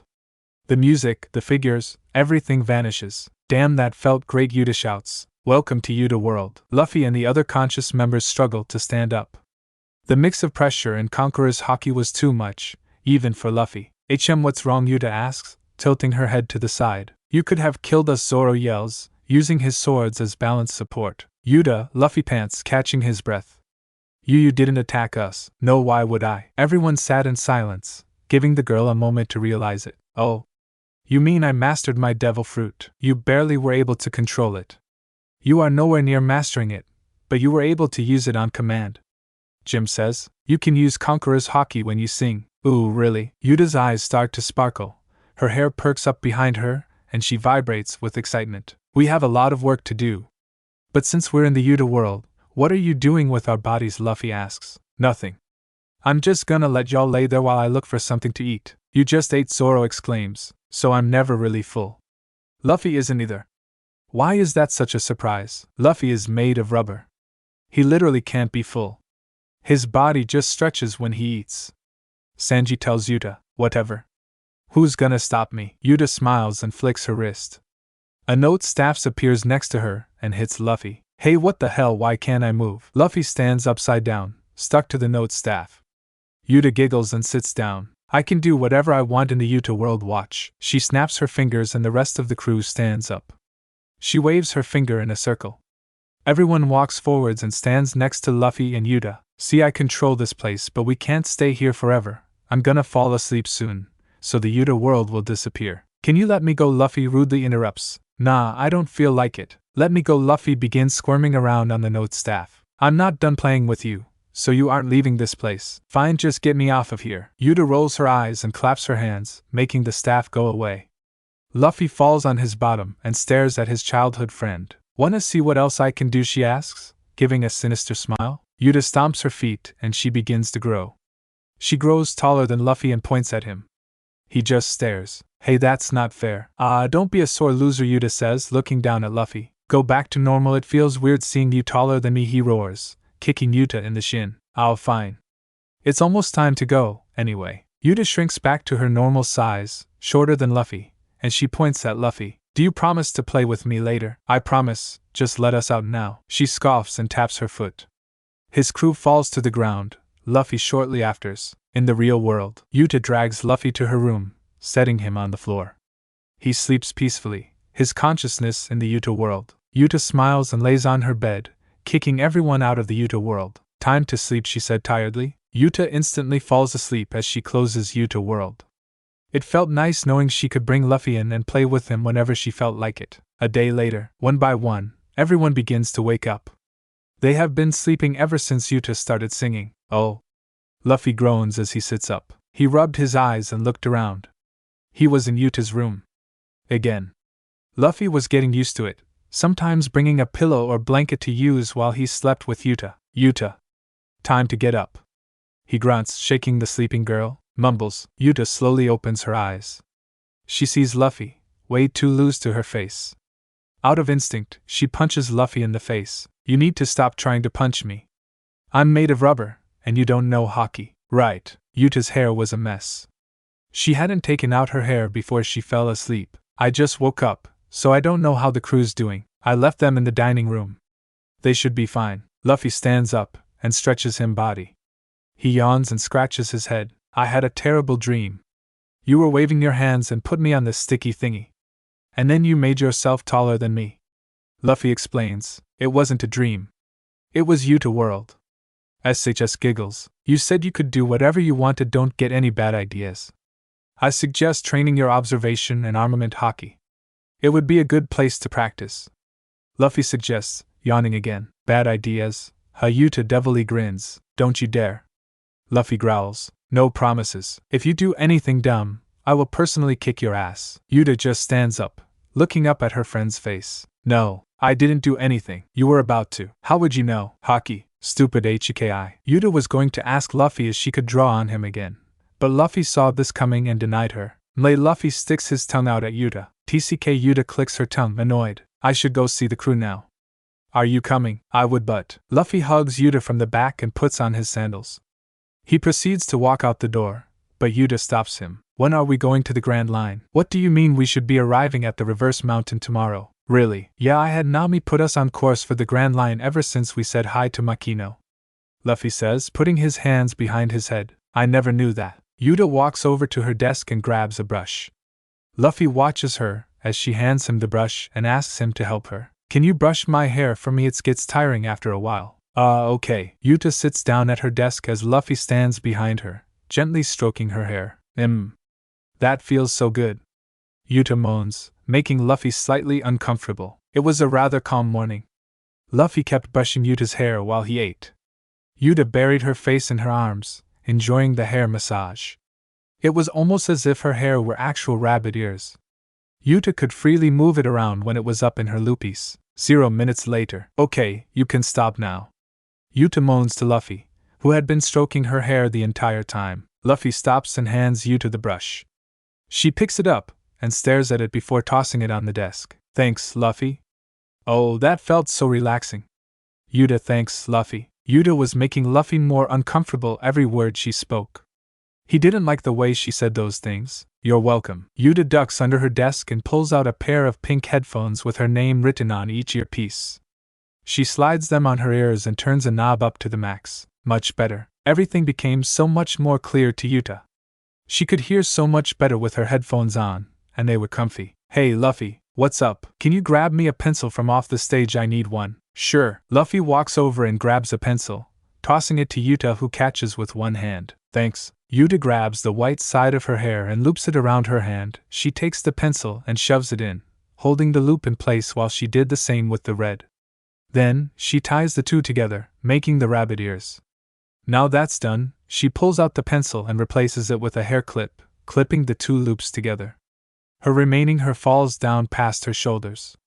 She begins to make smaller loops with those as well, completing Uta's favorite hairstyle. Whoa, Luffy shouts, watching the whole thing. Yeah, it takes a while. Knock knock. Uta and Luffy turn their attention towards the door. Luffy gets up and opens it. Brook stood in the doorway, holding a piece of paper. Luffy, what are you doing in Uta's room anyways? Give this to Uta. Luffy grabs the paper, closes the door, and looks at Uta. What does it say? She asks from across the room. Look. Answers, handing her the paper. Give it to me. Uta says as she snatches it out of his hands. In Uta's hands, she held a paper with a bunch of ideas for devil fruit training. She reads the first one. Number 1. Try singing with certain things on your mind and see if you can use your powers. That doesn't seem like a bad idea. Number 2. Spar with Luffy. In the midst of battle, your powers always awaken. Number 3. Compose music with meaning. When you sang Fleeting Lullaby, it was about people looking down on your dream. Try making a song about fighting. Number 4. Use Uta World and fight Luffy using powers. Luffy stands behind Uta, reading along. These aren't bad ideas. But how about you learn Haki first? Luffy suggests. Yeah. I think number 4 will be the best for training. Let me get changed. Luffy nods and walks out of the room, closing the door behind him. Zoro stands up against the mast, as if he was waiting for Luffy. Finally, thought you would never leave. He snickers while resting his head. Oh, hey Zoro. I'm really not the best teacher. I spend as much time as I can with Uta. She wants to be strong and learn hockey, so I'm gonna help her, just like the old man helped me. Sighs. Well, we should be at Reverse Mountain in the morning. The Grand Line will be a great place to help her train. Maybe we can even find Rayleigh. Who knows? I wish. Where's everyone else? Zoro shrugs and sits down. He had been awake for several hours, but hasn't seen anyone else. If you want, you can help me train Uta's hockey. She is really struggling. Nah, you got it. Mk. Luffy was leaning against the door. You know, if only we went to Allegia sooner, maybe we could have saved Uta from ruining her dream. I can sense her sadness whenever we bring it up. We couldn't if we tried. It was a remote island and no one knew where it was, I guess. But if there's anything I can do to help her, I want to. Whoa. Thud. Ow. Uta opens the door and Luffy falls backwards. He hits his head on the floor and Zoro laughs. Sorry, Luffy. Uta snickers, but she intentionally did that. It's fine. Are you ready yet? Yep, she replies with excitement. I'm gonna go take a nap. The rest of the crew will show up eventually. Zoro walks away and climbs into the crow's nest. Luffy, get up. Ugh. Luffy grunts as he pushes himself off the ground. He looks down at Uta. She was wearing black leggings with her logo on her left thigh, and white cotton hoodie. She also was wearing white gloves with purple dots on each of her fingers. It's not that cold out, geez. Yes, it is honestly, you people are crazy. Wearing nothing but t-shirts and shorts. Trust me, we have been through worse. Go put something else on, Uta demands. But now, yes ma'am. He runs to his room and slams the door open. Luffy really didn't have much clothing. He had his normal outfit, a second pair of shorts, and some black socks. But something else caught his eyes. Uta's sweater. He grabs it and begins to slide it on. So warm and soft. Was the only thing he could think about as he wore her sweater. He walks out of his room and runs up to the waiting Uta. I'm back. What the? Uta looks up and down, eyeing her coat. She was looking for that for days. It's warm and soft. That's mine, you stole it. No, anyway, it's either this, or I go back to what I was wearing. Grr, Uta growls. Fine. She was very annoyed that Luffy had her sweater. But Luffy did look pretty cute in it, so she calms down a bit and smiles. Actually, you look pretty cute in it, she giggles. Uta takes a step closer and pokes Luffy's cheek. Hey, stop it. Luffy says, starting to blush a little. Hee so, when are we starting my training? When you stop poking me. Uta had poked Luffy in the cheek several times, and it started to piss him off. Luffy grabs Uta's hand and holds it in a very strong grasp. He squeezes it more and more. Ow, Luffy, I'm sorry, she cries in pain. Are you going to stop poking me? I'll think about it. Luffy lets go of Uta's arm, and she winces in pain. Let's go find Nami. We need to stop somewhere before going to the Grand Line. Okay. Uta grabs Luffy's hand and locks their fingers. She loved holding hands with Luffy because he was gentle and didn't mind. Mumbles something about Uta. What was that? Nothing. He quickly answers, beginning to walk towards the kitchen. Uta walks at his pace and happily swings her hand, humming one of her songs. They reached the kitchen and walked in. Sanji was standing there, preparing breakfast for the crew. Hey, Sanji, Uta and Luffy both shout, waving their free hands. Luffy, Uta, where have you? Sanji looks at the two holding hands. He was very jealous and looked away. Damn it, Luffy. Why did you get Uta-chan? It should have been me. No way in hell would I choose you over Luffy, she snaps angrily at the cook. Uta lets go of Luffy's hand and stomps over to the cook. She angrily glares at him. Bam! Uta punches Sanji in the back of the head, nearly knocking him out. Idiot. She storms over back to Luffy, who slowly backs up, not wanting to get hit by her. Breakfast is going to have to wait. Let's find Nami now. She grabs Luffy's hand and crushes it. Luffy winces in pain, but gets over it real quick. They begin to walk to Nami's room when they are stopped by Chopper. He waves them over. Uta, Luffy, hi. Hey, Uta shouts back. Have you seen Nami? I want to stop somewhere before we enter the Grand Line. She is in her room. Chopper answers. Thanks, Chopper, Uta yells. Princess Uta praised me. Chopper giggles to himself, doing a little dance. Uta and Luffy walk to Nami's door and knock. Come in. Luffy swings the door open and sees Nami drawing on her map. Hey, Tangerine, Luffy wants to take a deroute and explore before going to Reverse Mountain. Think you can do that? Nami fiercely growls. She hated being called Tangerine. But she was too scared of Uta to do anything. First off, don't call me Tangerine. Secondly, no. We aren't going anywhere but Reverse Mountain. We have plenty of supplies. She angrily replies. This ticked Uta off greatly. Uta was not one to take no for an answer. She began to walk towards Nami, but was stopped by Luffy. It's fine, we can go explore on the Grand Line. It's better there, anyway, if you say so, she says, eyeing Nami. Hey, why don't we go to your room and try your observation haki, okay? Alright. A serious look appears on Luffy's face, and he picks up Uta by the waist and runs. Luffy, what are you doing? Something big is coming, everyone. Get up on deck. The boat begins to violently shake, causing alarm to everyone. What's happening? Sea Kings, in the East Blue. Luffy runs up on deck and sets Uta down. Everyone follows shortly after. The entire ship was surrounded by massive creatures. What the hell, those aren't sea beasts, those are monsters, Uta screams. The creatures were at least 0 times bigger than the average Sea King. Whoa, those guys are massive, Frankie yells over the screaming Uta. They'll make a nice dinner, Zoro shouts. You guys got this, right? I'll sit back and watch, Usopp whimpers, cowering behind a chair with Chopper. Whoever takes down the most gets a cookie, Luffy screams, waving his arms. Bet Sanji and Zoro say, getting ready to attack. Luffy's body begins to steam. He then bites his arm and blows into it. It was a combination of gear and gear. Gum gum, 3-sword style, diable jam. Uta watches in horror and awe. She had never seen something so fascinating. She watches as Sanji's foot catches on fire. Zoro glows green, a sword in each hand and one in his mouth. Luffy's giant foot turns black. Just what are you guys? Their bounties are lower than they should be, Robin giggles. Whoa, the massive creatures furiously roar.